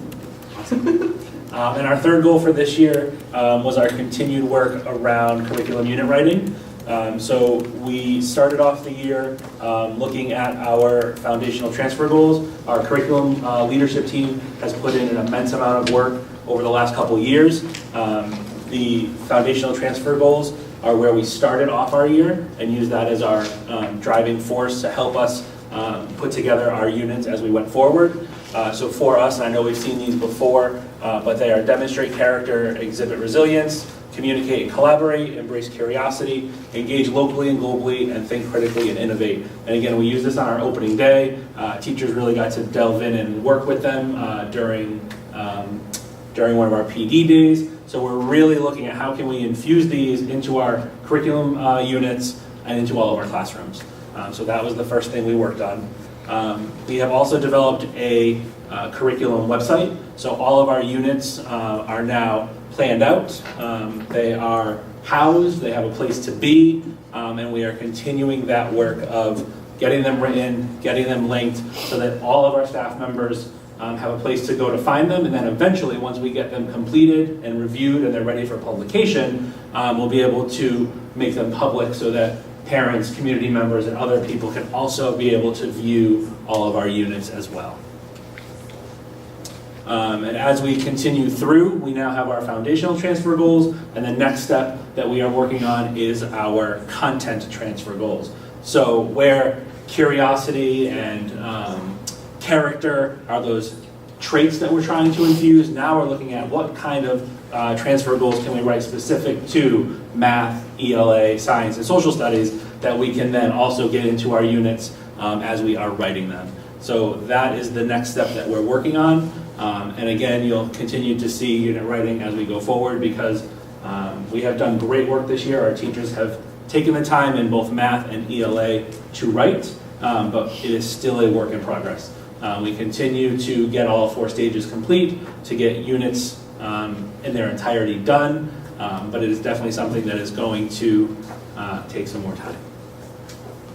And here we have some of our teachers working in their teams to put together our units in math and ELA this year.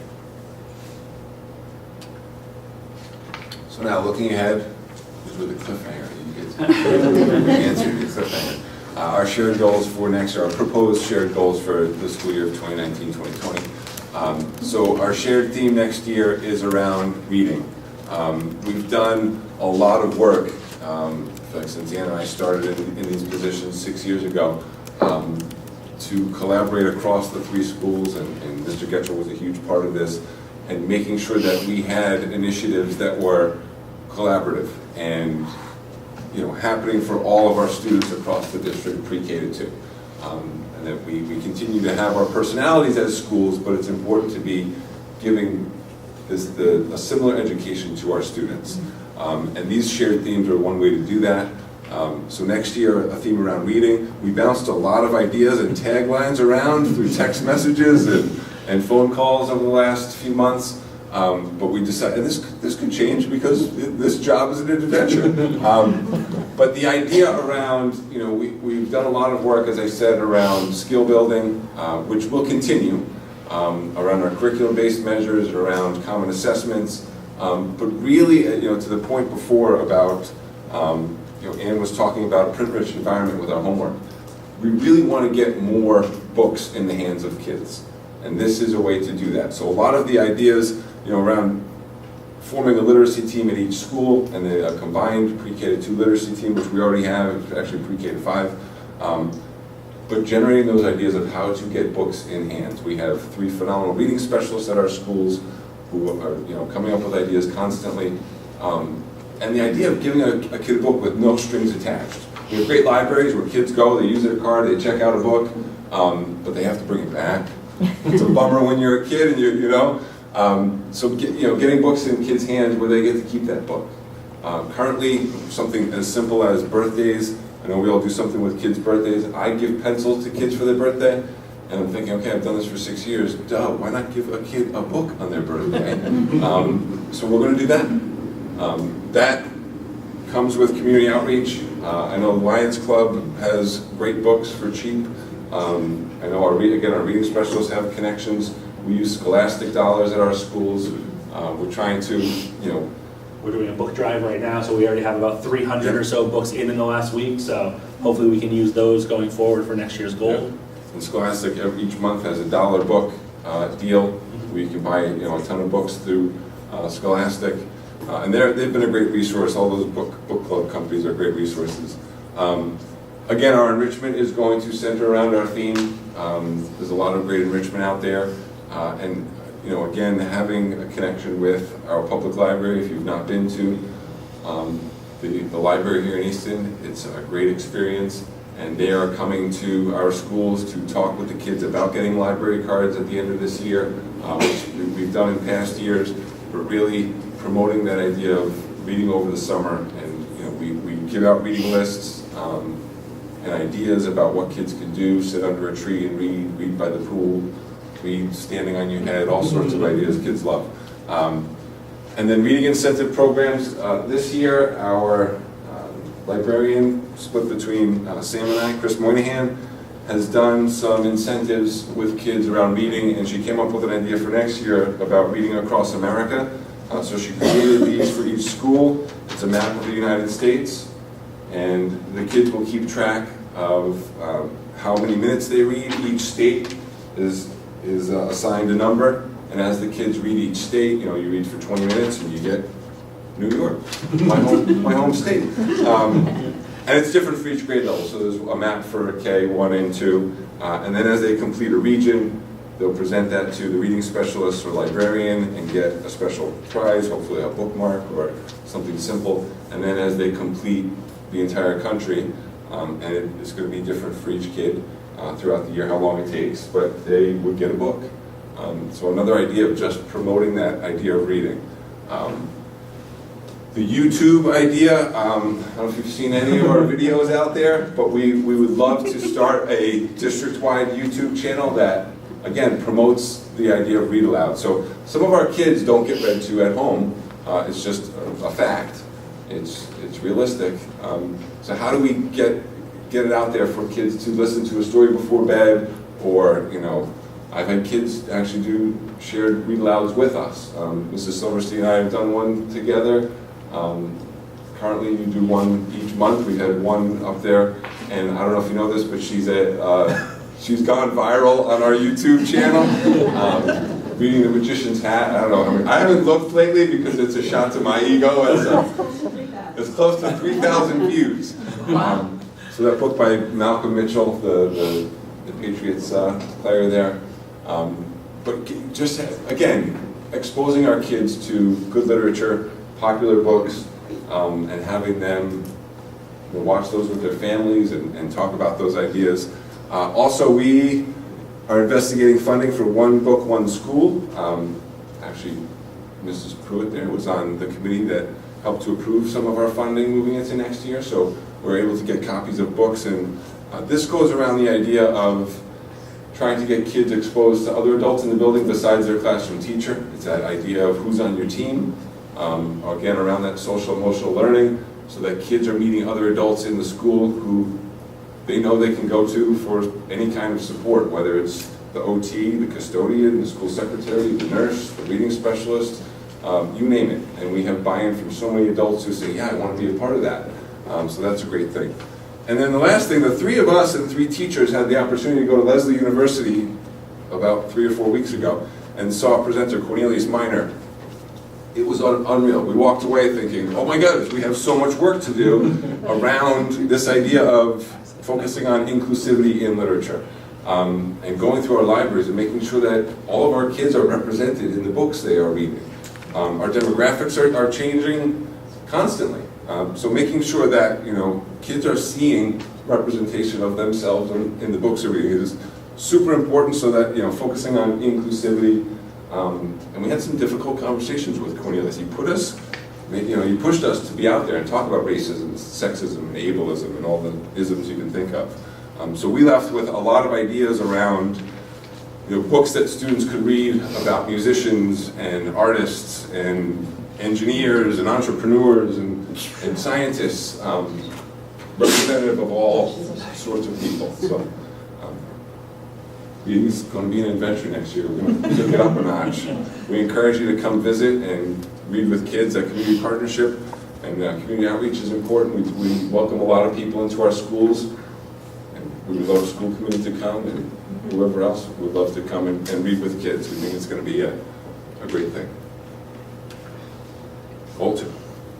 So our second goal is we're continuing to meet the social emotional needs of our students, continuing our work with the PBIS implementation, the partnership with UMass, and the committee work that we're doing. We really want to focus on getting that system, that structure in place. Part of that is there are SEL and APL, that's approaches to play and learning standards at the pre-KK level, and making sure that our staff is aware of those standards and incorporating them into the work that we're doing on a daily basis.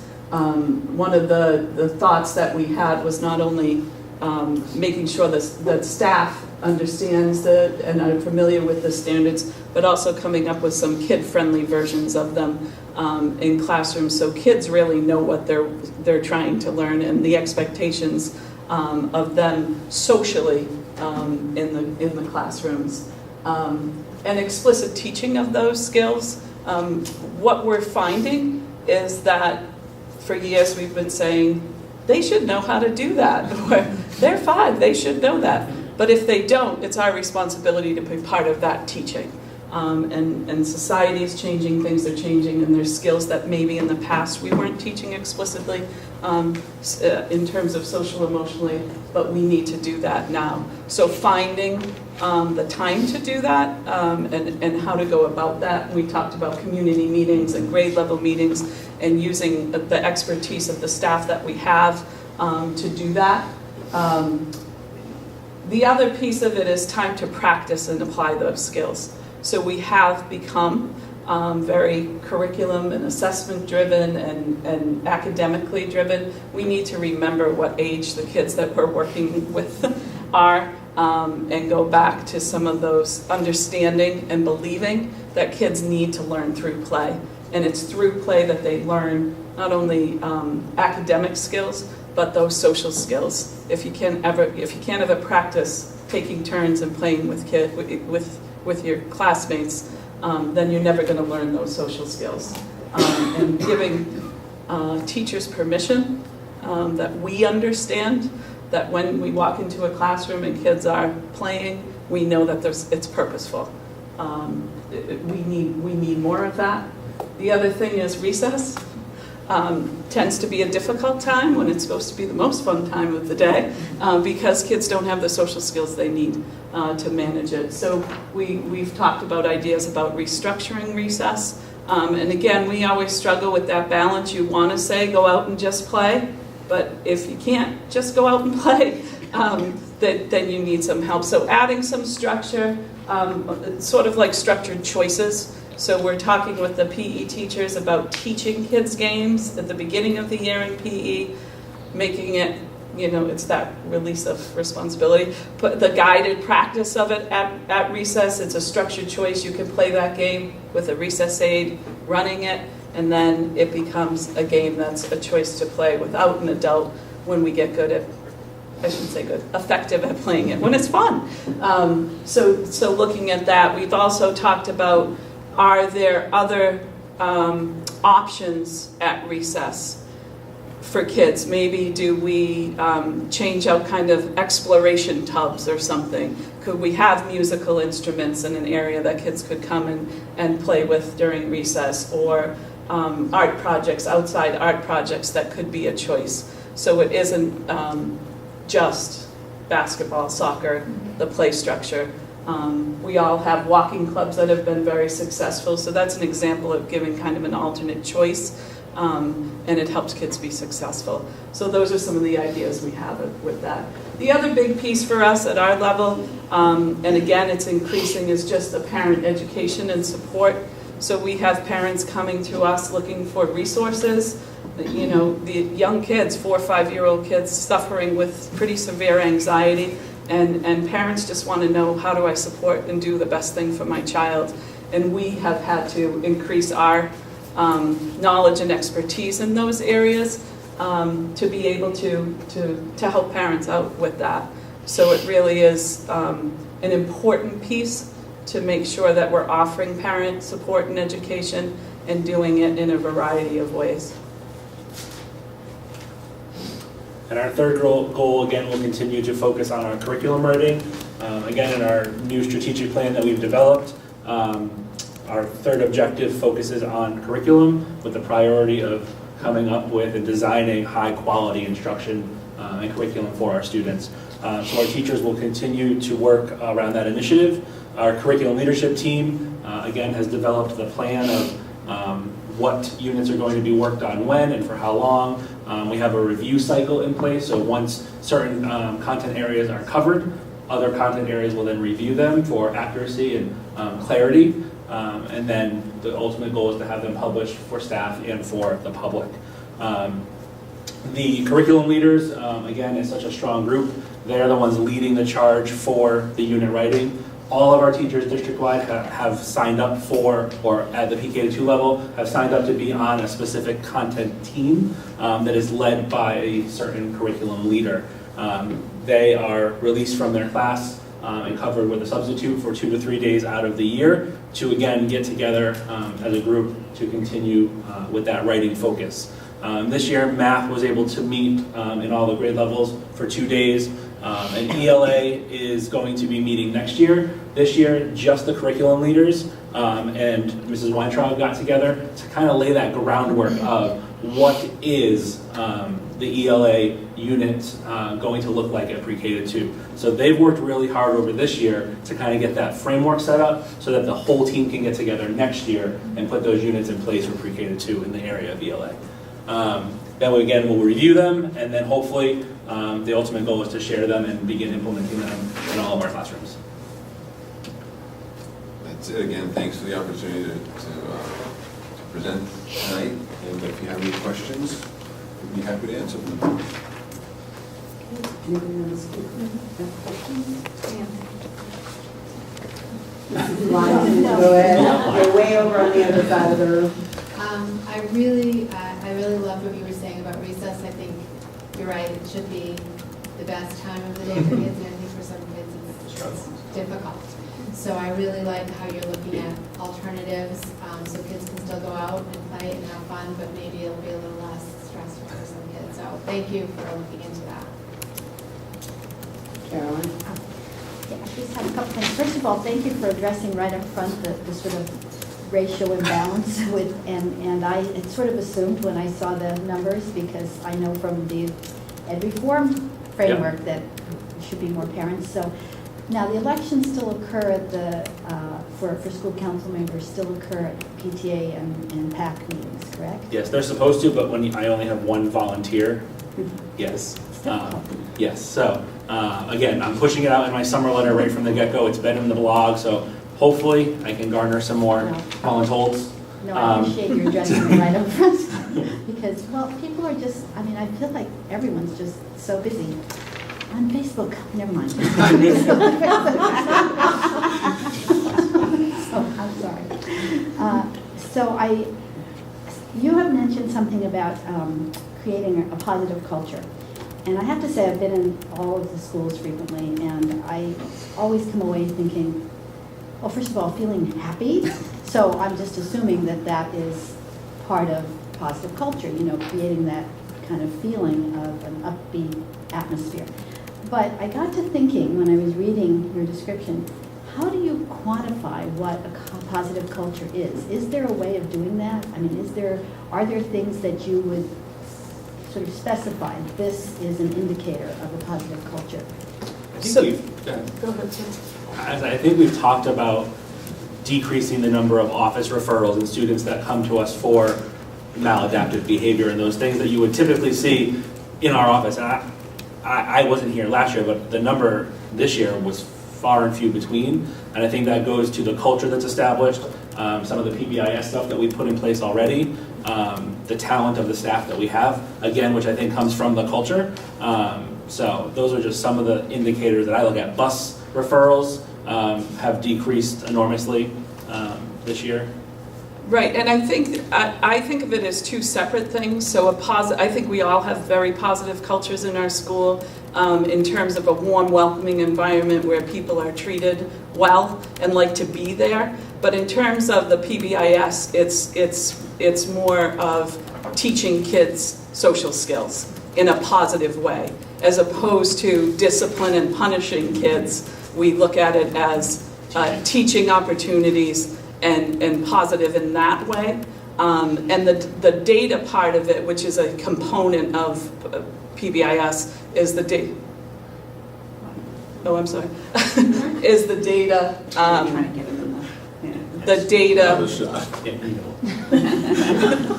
The data we use for decision making is the data part. Like office referrals is one, but if you have 5 first grade teachers and they're talking about the kids in their class, and they all have kids who, for lack of a better word, behave really well and kids who are challenging. But I don't know if the challenging child in my class is as challenging as the child in your, it's just kind of my opinion. So part of PBIS is coming up with assessment tools to really quantify what is challenging.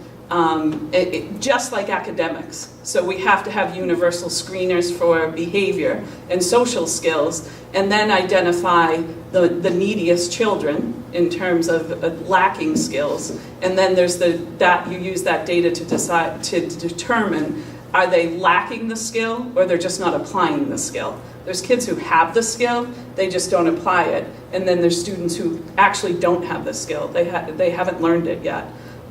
So we can use data in that way, but the positive part in this is more using a positive structure in terms of teaching students skills, less so than a positive culture. I really have to applaud you for your focus on the SEL and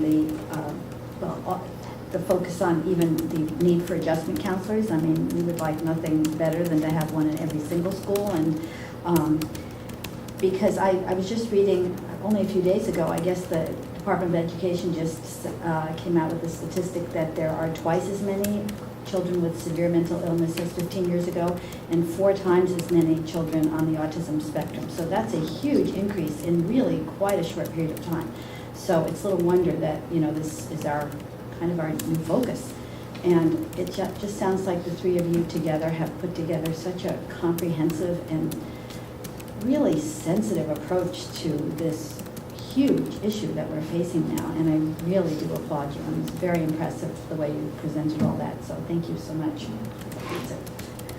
I just want to add that one of the things that's unique about this particular goal is it is a 2-year goal, which is noted here.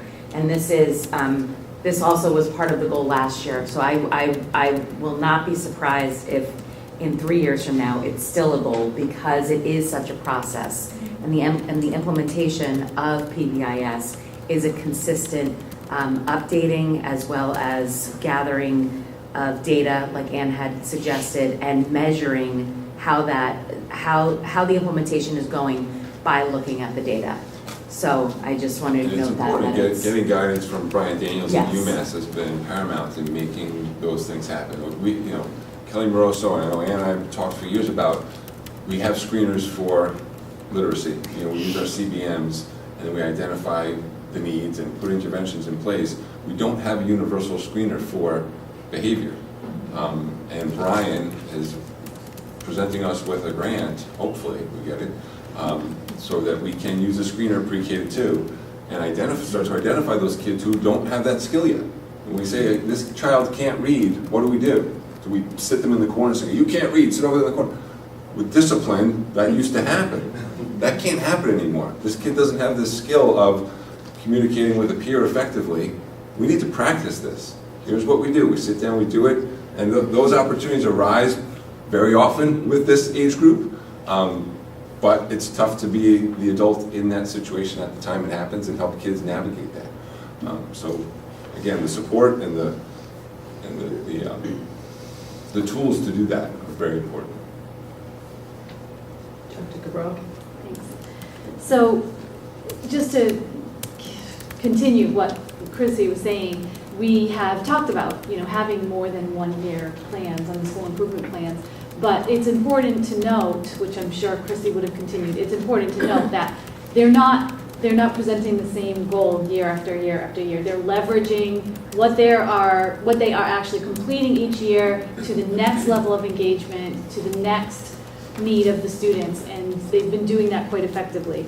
I won't comment on the goals because obviously we've been supporting and encouraging this thinking and these ideas, and we applaud them for presenting them so well and have all the confidence in the world that they will complete them. What I just wanted to add was that we have recently received some feedback from the MSBA, and I just think this is a great example of what that is. One of the things that they are asking us when we go to our next meeting on June 5th is going to be about converging 3 schools together, and how do you do that? Because we all acknowledge that is difficult. MSBA wants to make sure we have a plan in place. And it was funny because we talked about it today, and the project managers said, is that something that you thought about? And they're laughing because this is something that we've been working on for at least 5 years now. You've heard some of the examples that they were saying today. Not only just having their common themes, having their common t-shirts, having their school improvement plans, having the common meetings between the school councils. They also have some common meetings with the staff. We have unit writing done by grade level across the schools. The actual units that they're using and the resources now are very much aligned. This team is phenomenal. They have been working together almost like one school, more and more effectively each year. And so, of course, we still have a lot of things to talk about, and yes, we have been talking about the particular challenges that come with just bringing 3 environments together should that project go forward. But we're light years ahead of where other districts are because of the engagement that we've had with our 3 leaders, even though they've been changing, and how they've been working so well together, and we really appreciate the efforts. Because it can be very difficult for 3 second grades to really converge on one building. And And we've been very cognizant of that, and we're very appreciative of all the work they've done up to this point, and that they will continue to do in that area.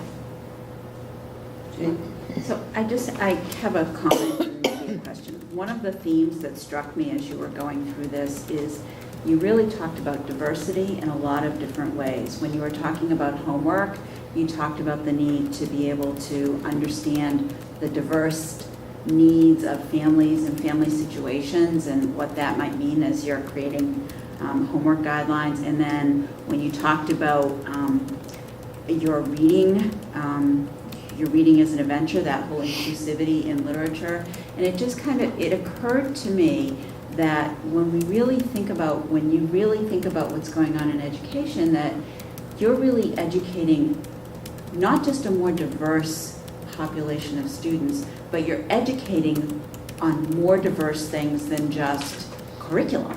And as I was thinking about those two things, it occurred to me, I can't even imagine the challenge that must be every single day. That you're not just thinking about diversity this way, you're thinking about it this way and everything. And so I really want to applaud you, but I also I'd like to ask in terms of what kind of challenges does that create that you maybe didn't see 5 years ago or 7 years ago, or, for some of you, 10 years ago?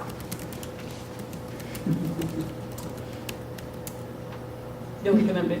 No, I just think that the student that we're getting in front of us now is not the student we saw 10 years ago, for lots of different reasons, and that's where we need to engage the students and the parents in a totally different way. We need to teach them those skills that we assumed they had. They should do this, but they can't because they haven't gotten it somewhere else first, where they might have 10 years ago. So again, it's looking at how students are coming in globally, again, using our transfer goals and kind of meeting them where they are and taking them up. And that's where a lot of the diversity and inclusivity piece comes in, because a lot of those empathy skills that they used to have more of, we're now finding they aren't. And then being the teacher in the moment, we have a lot of teachers who are stopping that curriculum in the moment because we have to tackle the empathy piece.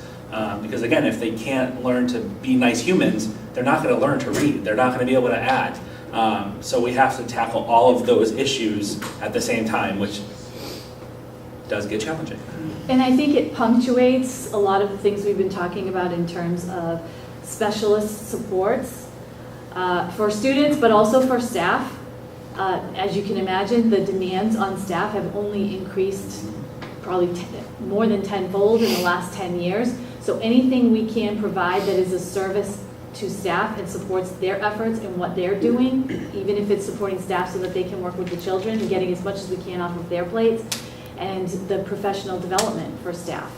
It's interesting when people outside of sort of our industry will say things like, well, you're teaching third grade, for example, or in this case, first grade.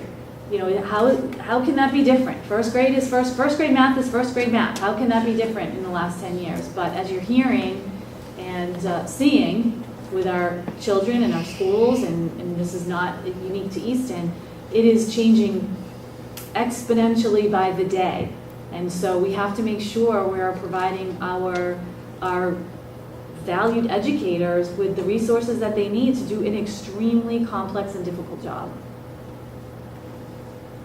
I think too, one of the things that the workshop that Tom referred to that we went to recently about equity of access, I think because Easton traditionally is not a diverse community, but we're trying to prepare our kids for a diverse world, and just to be good people and kind citizens, that I think there's a lot of work for us to do as a staff because we're very much alike. We need to recognize our own implicit bias and that we don't have the expertise to deal with or to have a knowledge of, and recognize that and get the professional development we need to be the leaders and the educators that our kids need to be prepared to be citizens of the world.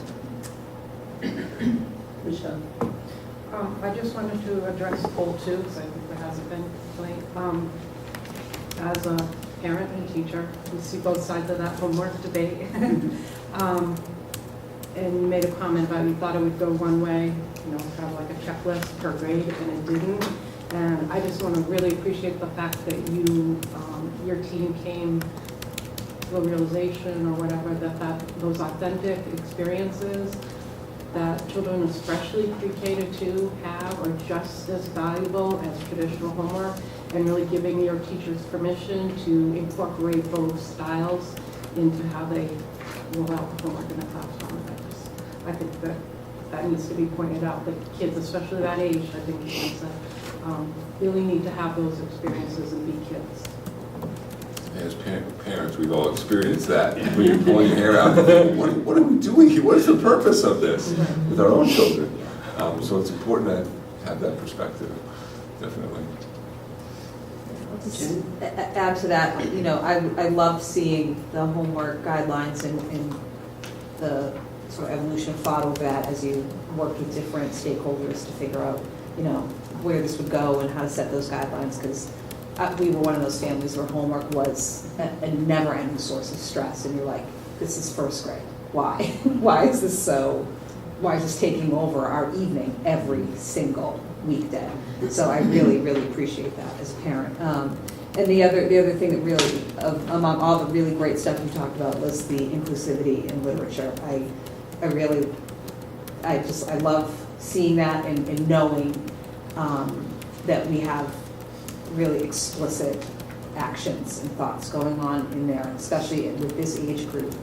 And, I know there's an advisory team that's working with various people in the community around diversity and inclusion. And, there's been concerns raised by parents, particularly at the early elementary school level. And I just think it's such a great age to be able to open up kids' eyes and teach them about different opportunities, different people, just, again, the whole diversity and inclusion thing. So I really love seeing that there. Anyone else? I would just like to put Mrs. Silverstein, Ms. Rogers on just for a minute. I'm so excited about the reading because I know we're going to be tackling this for the grade 3 thing, because that's all we've heard about, that grade 3 can't read and all this. So that I'm not, well, he's not going to give out pencils anymore.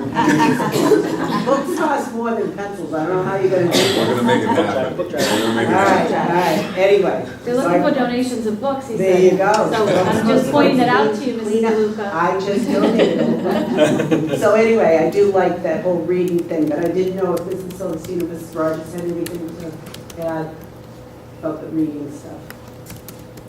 We have an extraordinary, talented, amazing group of principals, and I think what I've noticed since I've been in the elementary level is how collaborative and cooperative everybody is and how we work as a team. And I think we all have the same goals, and I think that because of the people that we work with and the drive and the enthusiasm, I'm super excited about this new ratings and engagement. We had our day meeting today, and we were talking about shifts.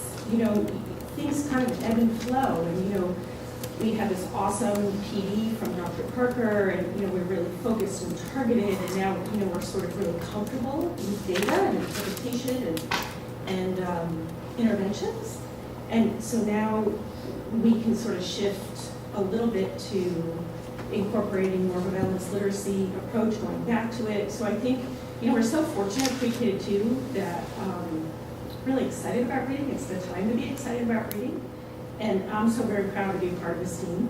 Phenomenal. The reading specialists work extraordinarily well together. The learning specialists, we're so collaborative, and I feel like the kids are really fortunate to have that enthusiasm, engagement, and collaboration.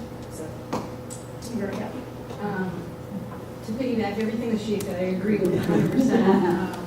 The big thing for me that I'm excited about is I just want kids to have a love of reading, not just that they are, being told they have to read, but I want it to be an internal thing that it's a drive, that it's what I have. I can't wait every day I go home and I read something. And I just want that for them. I want them to see how it's a fun thing, it takes them places, their imagination grows. I just want them to become just involved in that the reading is enjoyment, not work. So I think this will kind of sort of show them that.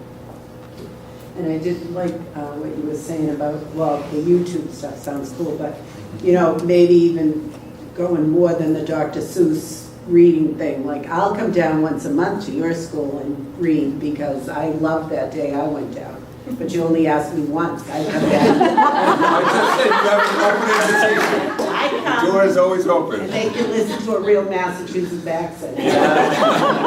You have 500 relatives at Monroe Hall. You come in. 500. We only have 230 students, Don't but everyone's related to I think I invited you twice, and once you were in Florida. No, I meant this, but when no, that's true. But It is Dr. true. Seuss has been around for a long time. Yes.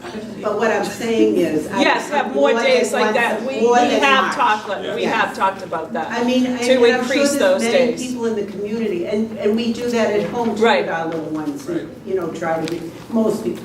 Okay. And one of the ideas that we do have, that we talked about, is having like a grandparent day, having Yes. grandparents sit and read with the kids. So, Yes. you know, things like that, it could be any kind of a day. That's where great. anybody- And just keep it going because it is a lifelong. Right. It impacts every other learning. Everything. Math, science, or Sometimes, you yeah. name it, it's the foundation. Does anyone have any other comments?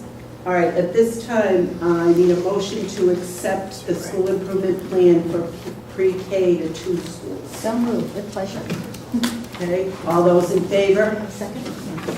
I got a second, I got 2 seconds. Okay.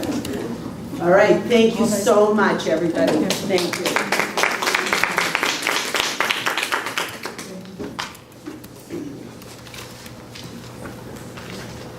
All right, at this time, the next thing on the agenda is the Richardson Olmsted School Report.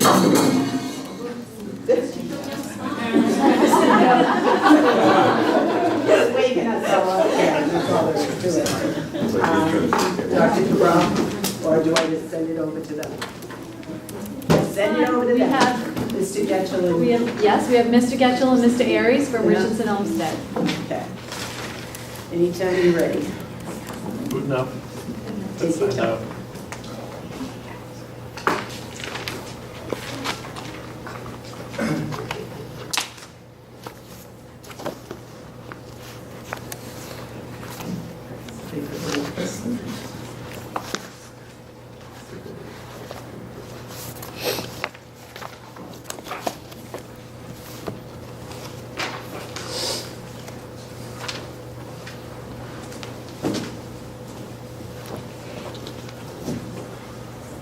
Guys ready? So ditto, it's okay too. Any questions? No, our school group, you're gonna hear so many similarities between our plans. It's great. We are all in the same boat, and we really are rowing in the same direction, which is what the district.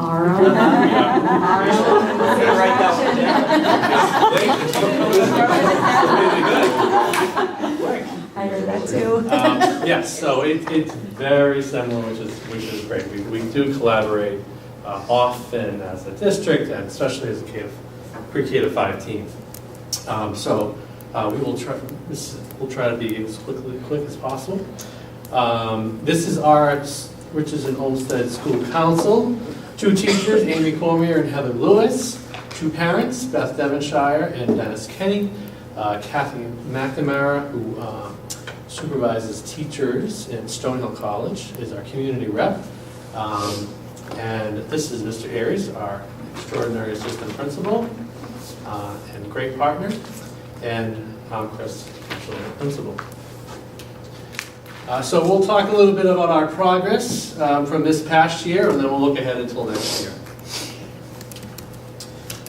All right, so our first goal this past year involved targeting our most at-risk learners, particularly in reading and math, and doing so with sort of somewhat tweaking the systems of the adults that work with those kids and how we work with those kids every single day. So what we did was we created, we have a large school, lots of people, over 100 staff, We have a lot of different staff in different roles. Classroom teachers, we have interventionists, we have learning specialists, we have paraprofessionals, we have, occupational therapists, we have speech and language. We have all these people doing all these different roles. And, if you follow the life of a kid from, 8:30 to 3 o'clock, that child could very well experience 5 or 6 different adults during their day. So if those 5 or 6 different adults are not on the same page, that can be a pretty disjointed day for that child. And often it's our most vulnerable kids that have to work with a lot of different adults. So we really thought about this and tried to think of a way we could get what we call like pods of teachers that have different roles, that work with the same kids every day, on the same page, meeting regularly, so that that child sees consistency throughout his or her day, particularly our at-risk learners. So we created these pods. We had them in mind as we placed our students. And these teams, so a pod would consist of 4 classroom teachers, plus the learning specialist or special ed teacher that works in those 4 classrooms, plus the paraprofessionals that work in those 4 classrooms, plus any interventionists that work with kids in those 4 classrooms. So it's almost like those 4 classrooms have their own little mini staff that work and meet together all the time. So this was a big effort, and it did require Mr. Aries and I spending about 140 lunches with all 3 lunches every single day, so we could give teachers time to do this. Because the reality is, before school, after school was hard. So we took the lunch duties away, and we did them. We almost made it, right, Brian? Yeah, almost. We just gave back some lunch duties these last few weeks because we needed to. We needed to. It was a lot. But it was successful, and our teachers really did embrace this, and they really did take advantage of the time. And they met, and what it looked like was classroom teacher, interventionist, learning specialist, para, talking about those kids all like during that time, specific kids and how they're working together. So that was, in terms of changing the system, that was a system change. And I think it was very successful. So we, to measure the success, we used one of our assessments called STAR 360. It's an online assessment that all of our kids take. It's adaptive, so as students are taking the reading assessment, as they answer questions correctly, the assessment gradually gets more difficult as they answer questions incorrectly. So it adapts to their level. And this is an assessment that thousands of kids across the country take, so the validity of the scores is pretty great. It is a screener. So we use this assessment to measure the growth of the kids that we're targeting in these systems. So you can see in this graph, this is reading, and this is just from September to January. We are right now, over these weeks, doing the January to end of the year assessment. So I don't have the freshest data, but the data from September to January looks like this. So in 3rd grade for reading, there were 22 kids we targeted that were most in need of assessment. Of those 22 kids, they received every day a reading group, a small reading group in their classroom by their classroom teacher with text at their readiness level. And then they received another small group with an interventionist using a program called LLI, Level Library Intervention, every single day. So they got an intervention. These are not necessarily kids with learning disabilities. These are just kids who were struggling reading. And you can see in 3rd grade, these 22 kids, of these 22 kids, 9 of them showed, and 41%, ambitious growth, which is over a year and a half worth of growth in a short amount of time. 6 of them showed strong growth. SGB is student growth percentile. MCAS uses the same measure. And 7 of them achieved low growth. In 4th grade, of the 26 kids receiving intervention, 46% of them, almost half, had ambitious growth in reading. 5 of them 19% strong growth, 7, 27 low growth. In 5th grade, because we used a lot of our interventionists in the lower grades, because we felt like that was a better use of their target, we had our one interventionist in 5th grade who worked with 6 kids, and all 6 kids made ambitious growth in that group. So, trying to, when people work together and interventionists and classroom teachers are on the same page and give kids continuous instruction that seems consistent, I think the results are strong. And in math, same thing. This is growth from September to January. You can see we targeted 35 kids in grade 3. Of those 35, 22 or 63% had ambitious growth, which is excellent. 23% strong growth, and 5 of the 35 kids low growth. So you might ask, in 5th grade, 4th grade, 45 kids, you can see 64% had strong growth or ambitious growth, 16 had low growth. So you might ask, so in January, what happens to these 5 kids? They've just had this intensive intervention for 6 months. The majority of them really closed the gap. These guys didn't. So that would be, the next step would be, we would reconvene a team of people to consider referral to special education. Okay? Which is a way different process than what it used to be, where a teacher brought a child that was really struggling, and instead of going through the intervention phase, often we just went to the referral for special ed, which really drove up our special ed numbers. And we weren't really giving intervention a chance. You can see the majority of kids who receive the intervention make great strides. So this process really helps us know who best to refer for special education, for maybe there's another way to go. And you can see in math, 9 students received intervention, and 4 ambitious growth, 2 strong growth, and 3 low growth. So overall, the findings for our intervention data, of the 54 students that received the LI reading intervention from September to January, 70% of those students achieved strong or ambitious growth. So in 27 of those students, half are growing at a rate that's greater than a year. Those 2 kids are closing the gap. And in math, of the 89 students that received math intervention from September to January, 73% of them achieved strong or ambitious growth. So we feel like the system we put in place for collaboration, combined with the intervention, the tools we're using, really had strong results. Second goal that we targeted this school year was safety and security, looking at both physical structures and socially and emotionally as well. So, it's obvious that we want our kids and our teachers and all of our staff coming in feeling safe and secure within our building. So this is where, we looked at some physical things that I'll go through. We also looked at school expectations, and a lot of the conversations are filtering through, as these guys talked about, through PBIS and some of those components.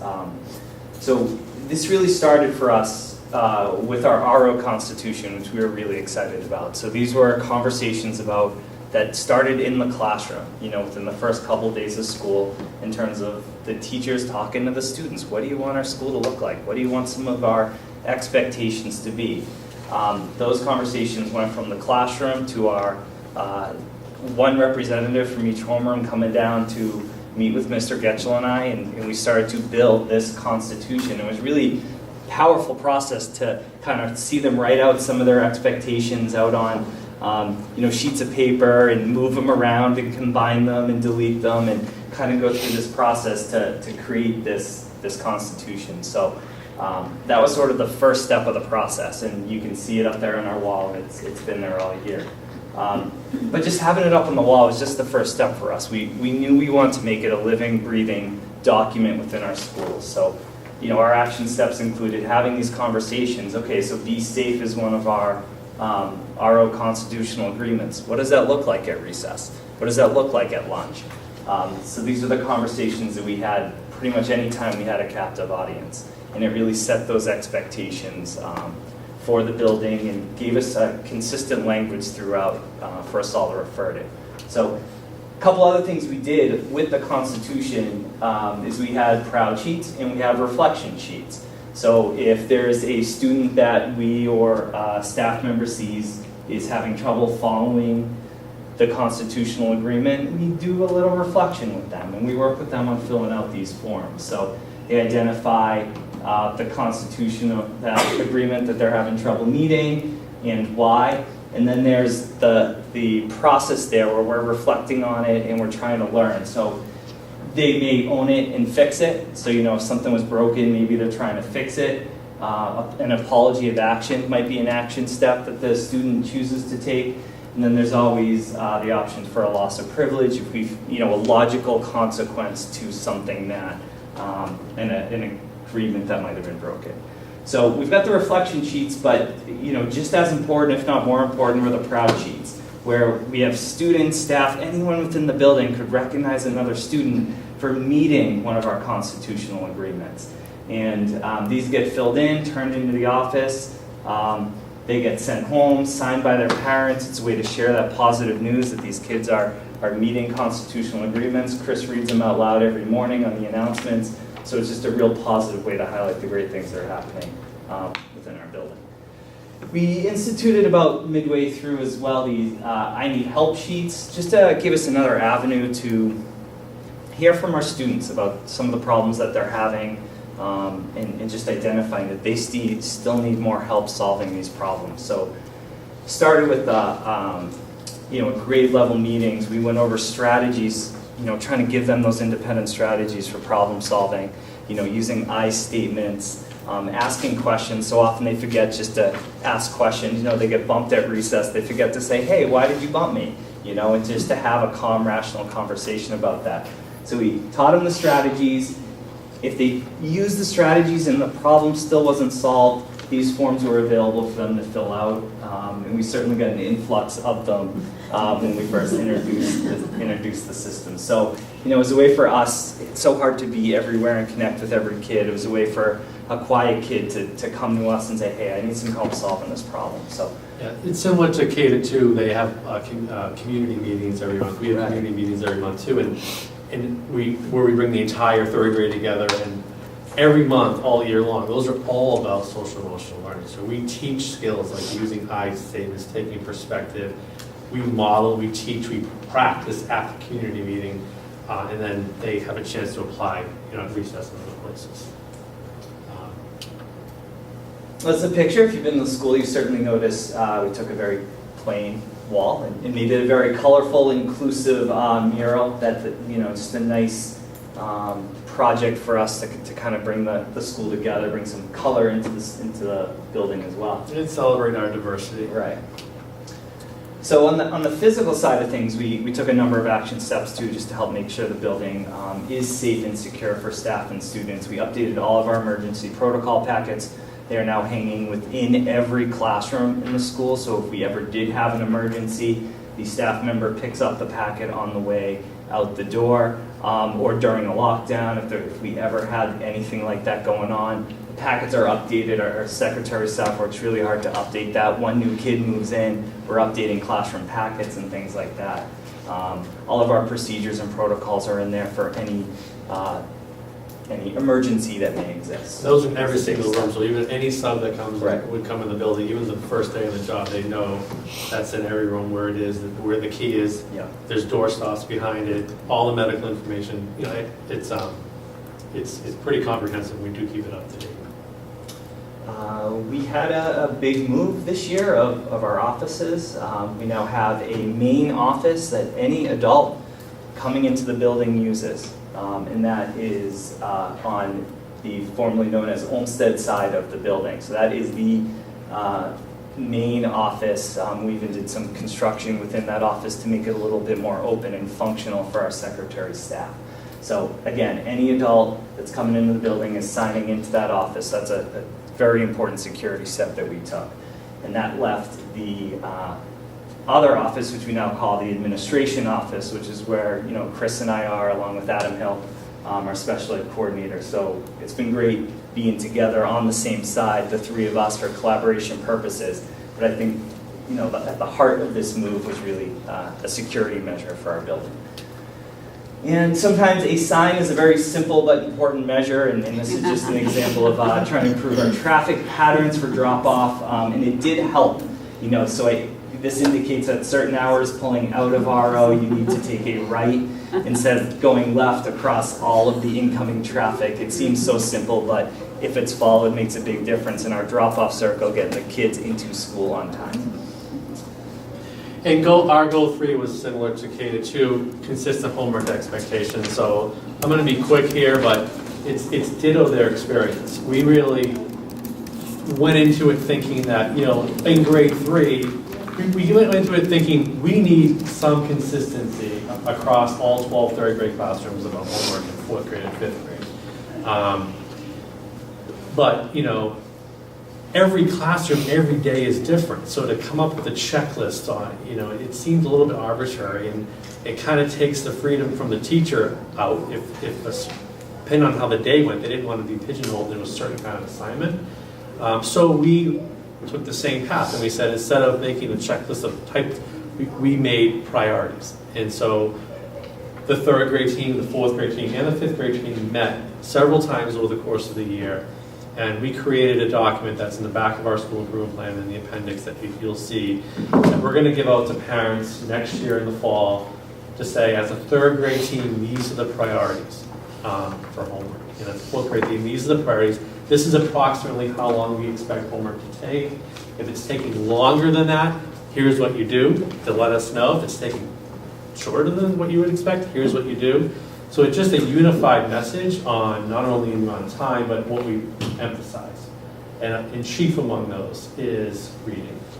And I would say even more than that is spending time with your parents and talking with your parents. And if you have children this day and age, you know exactly what I'm talking about. Because we are spending fewer and fewer time just actually talking with our kids because we're so busy.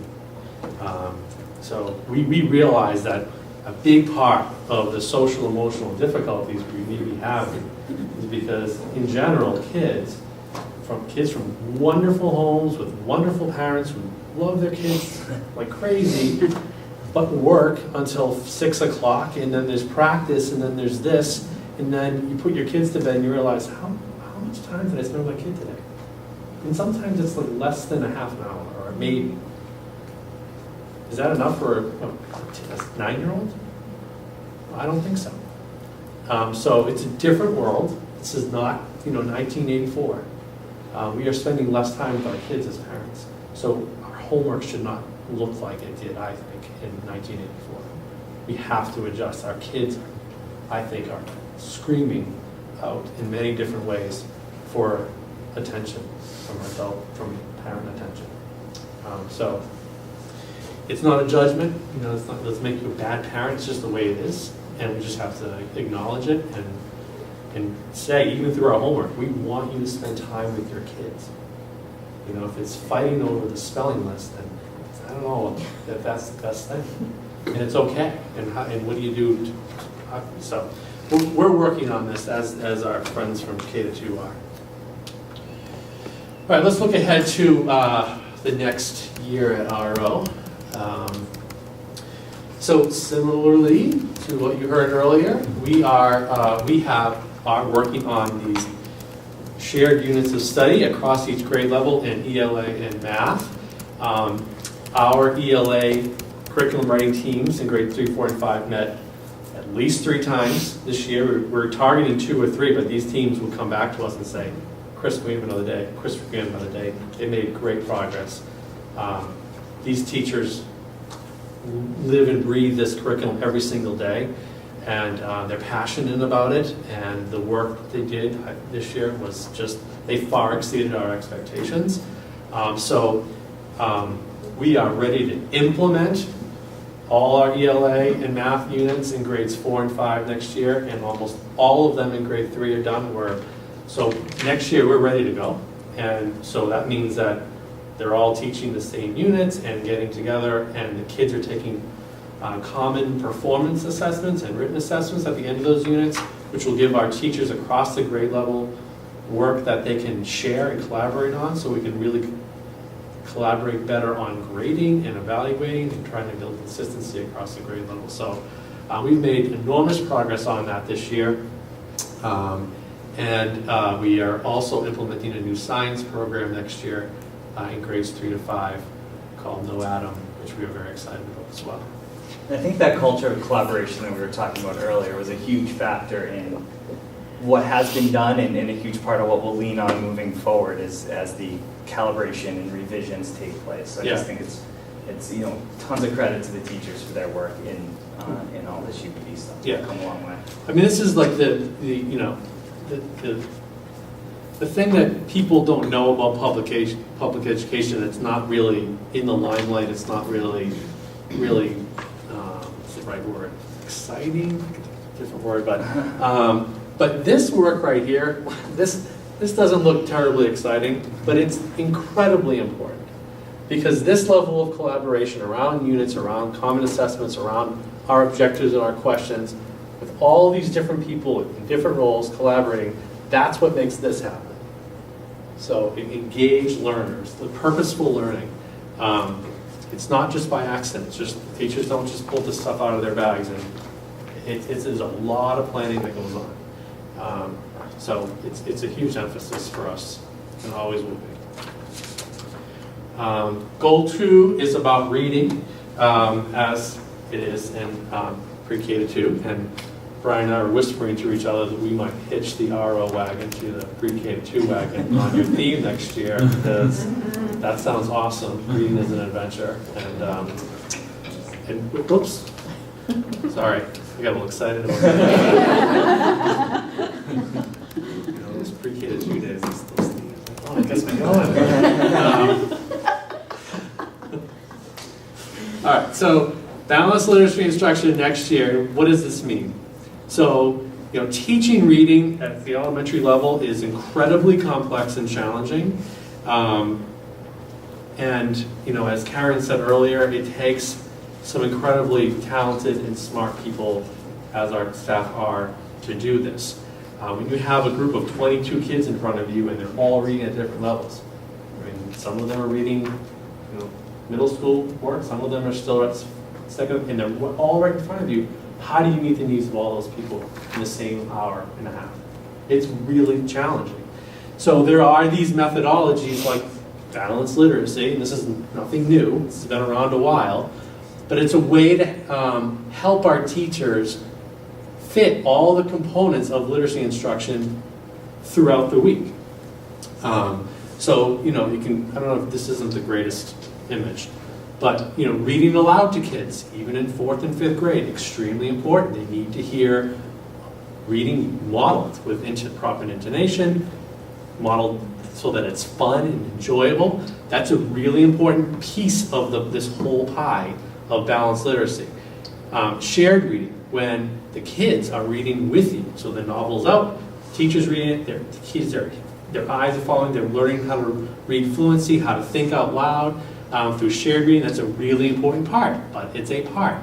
Word study, vocabulary, studying how words are built and applying them to the reading is another really important part. Then there's guided reading. So when kids take the modeling that they learn from the teacher and they're then meet in a small group and they're given text that is at their readiness level, it's really important. And they're allowed to read at their readiness level. Sorry. Next time, don't give me this thing. And they're allowed to read at their readiness level with the guidance of their teacher. That application piece is really important because it's not rocket science. Kids will become better readers when they're given a lot of time to read on their own, not just being read to. It's a part of it. Shared reading is important, but it can't be the only part. They need a lot of time to read on their own. And if you give a child a text that's not at their readiness level, they're not going to want to read that text. It's going to be either too hard or too easy. So we do have assessments that we use that help our teachers put the just right level text in those hands so they can have success reading on their own. And then independent reading is another piece that has to be included. And then, so that's all components of reading that happen during the week. And then there's writing. It's all connected to the text that they're reading. So shared writing, interactive writing, guided writing. So how to put all those pieces in the course of a week and meet all those needs, that's balanced literacy in a nutshell. So we realize that this takes a lot of practice and training and collaboration. So a lot of our professional development over the next year will be helping teachers be able to meet all the pieces of this within their week.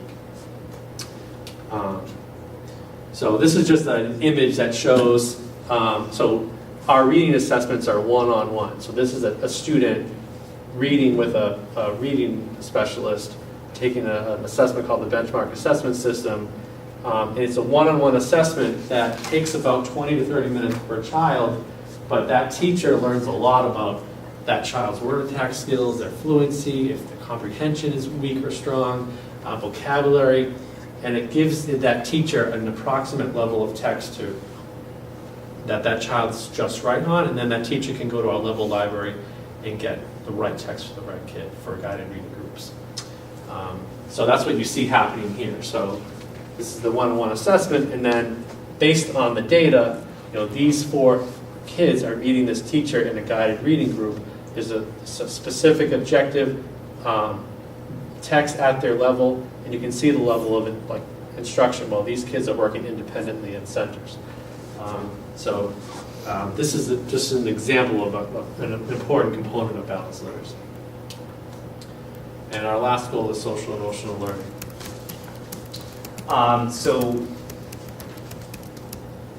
it started with the Constitution last year and building that Constitution, and we'll continue that work into the next school year, continuing to write it, bring that to life, have clear logical consequences. But all that work this year is just going to help springboard into more work that we want to do along those lines this year. So be continuing to build consistency with consequences is some feedback we've received from staff.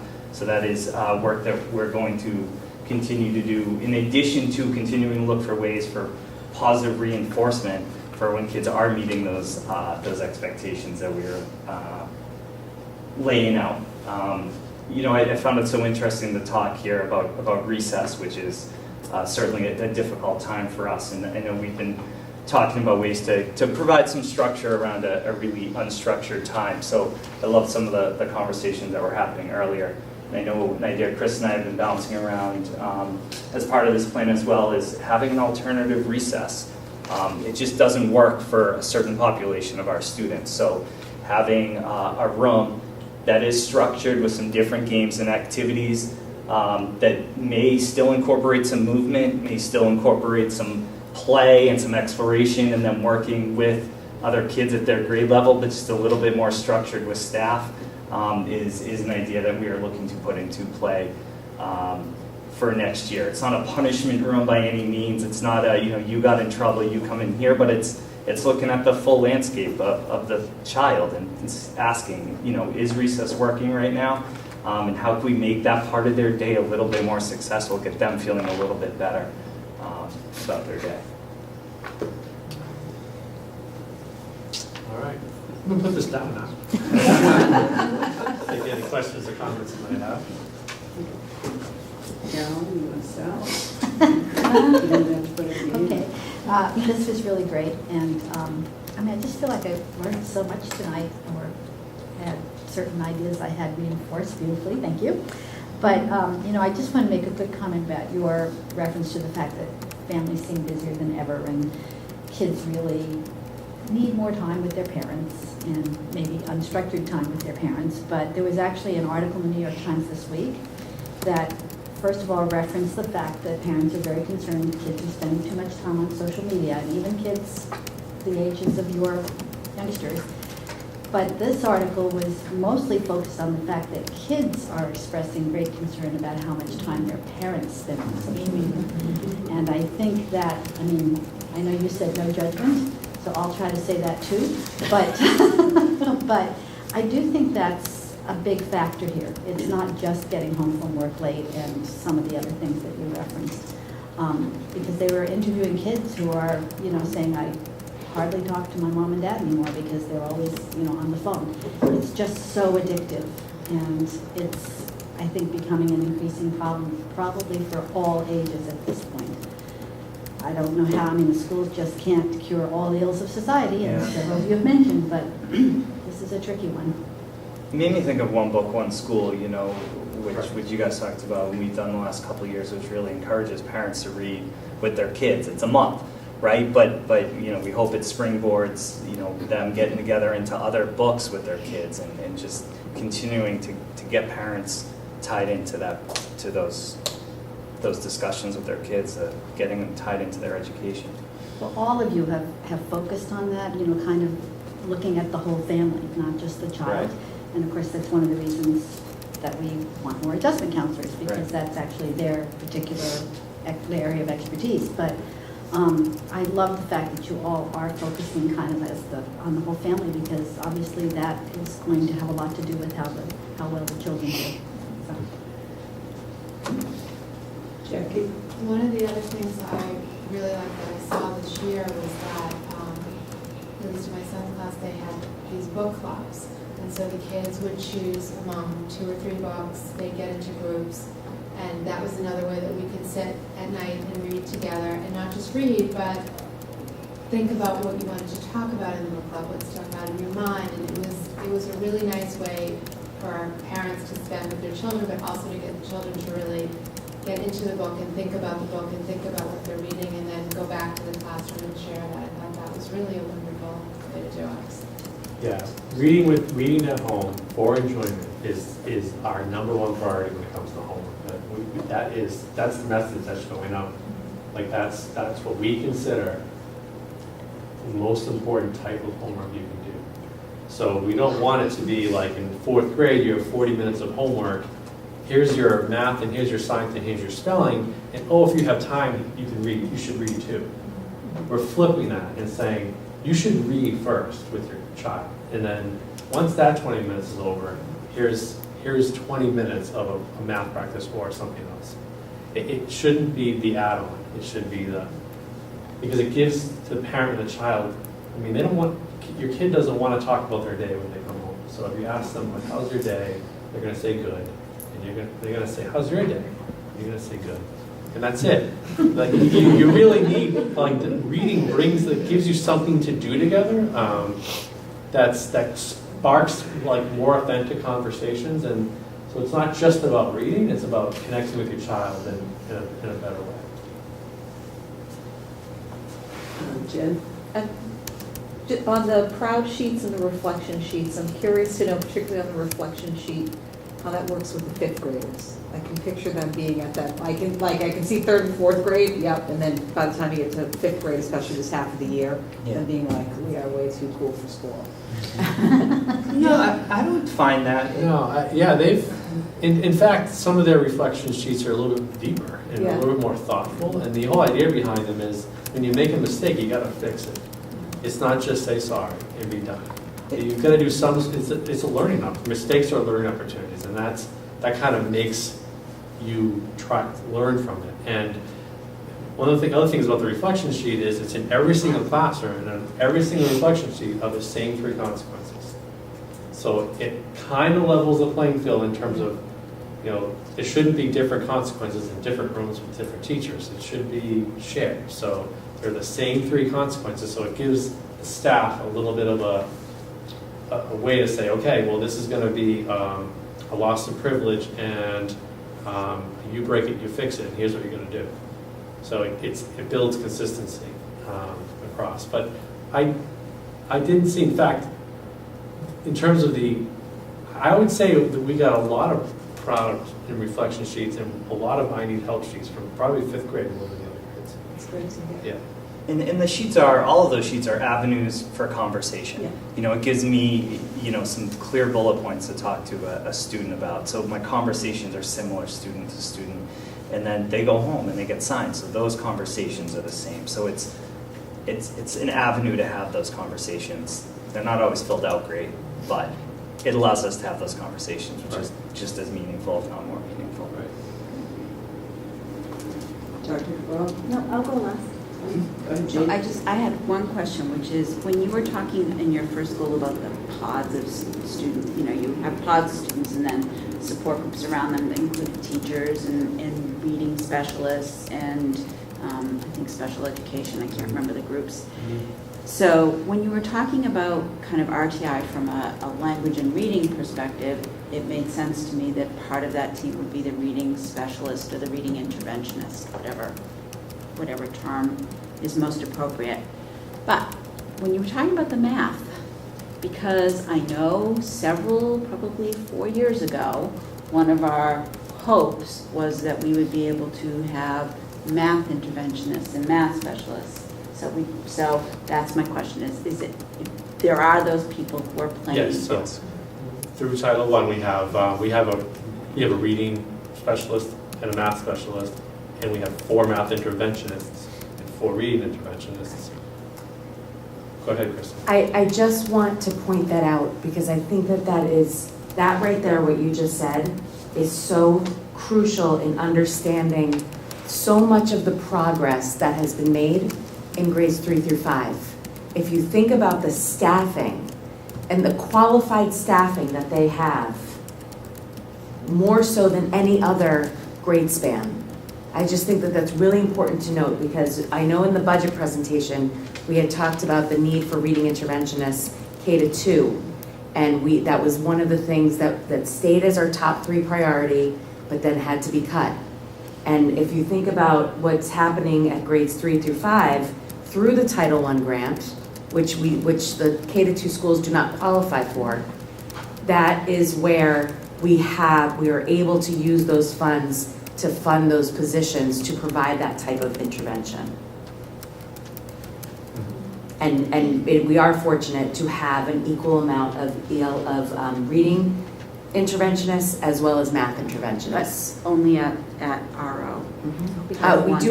We have 2 math interventionists at the middle school and 1 reading at the middle school.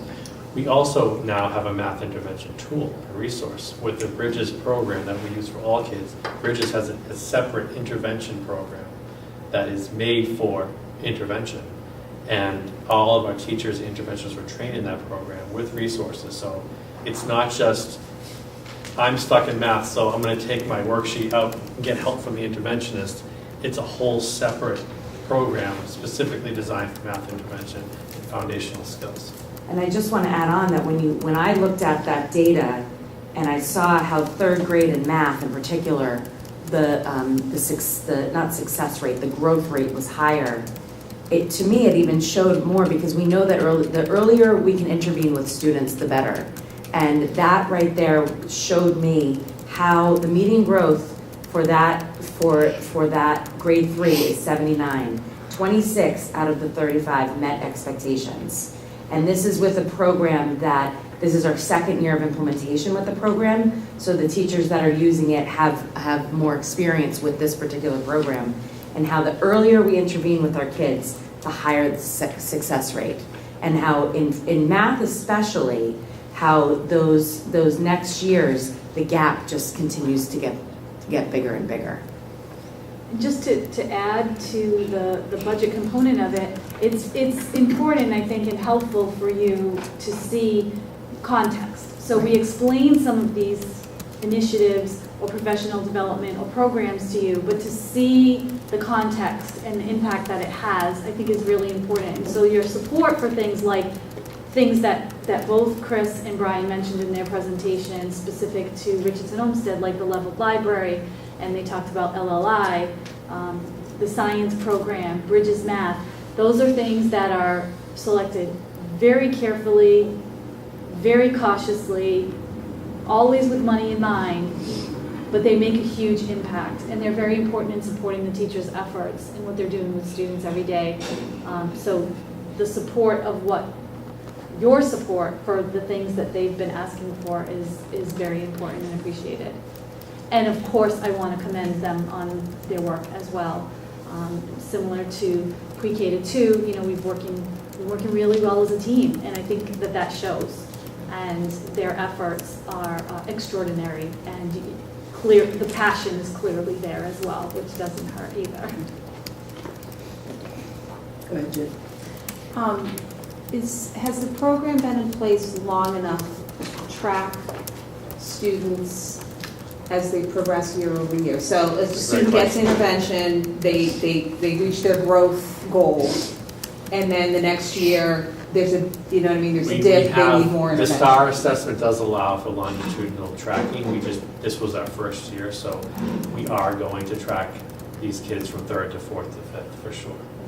But some of the kids exit out of intervention. Yeah, too, so what would be the expectation for, you know, for what, say, I don't know if you have this information, but is there an expectation for the percentage of students who would, you know, go through the intervention process once and then be on level going forward versus, you know, how many you would expect to be the norm for needing interventions periodically every year? You know, we have whole school data meetings at least 3 times a year, so we gauge that 3 times a year. Mm-hmm. And every single time we meet, new kids are selected or for intervention. It's all based on highest need. I can't really give you a certain number. It's difficult to gauge too, because there's just so many developmental differences in each unique child.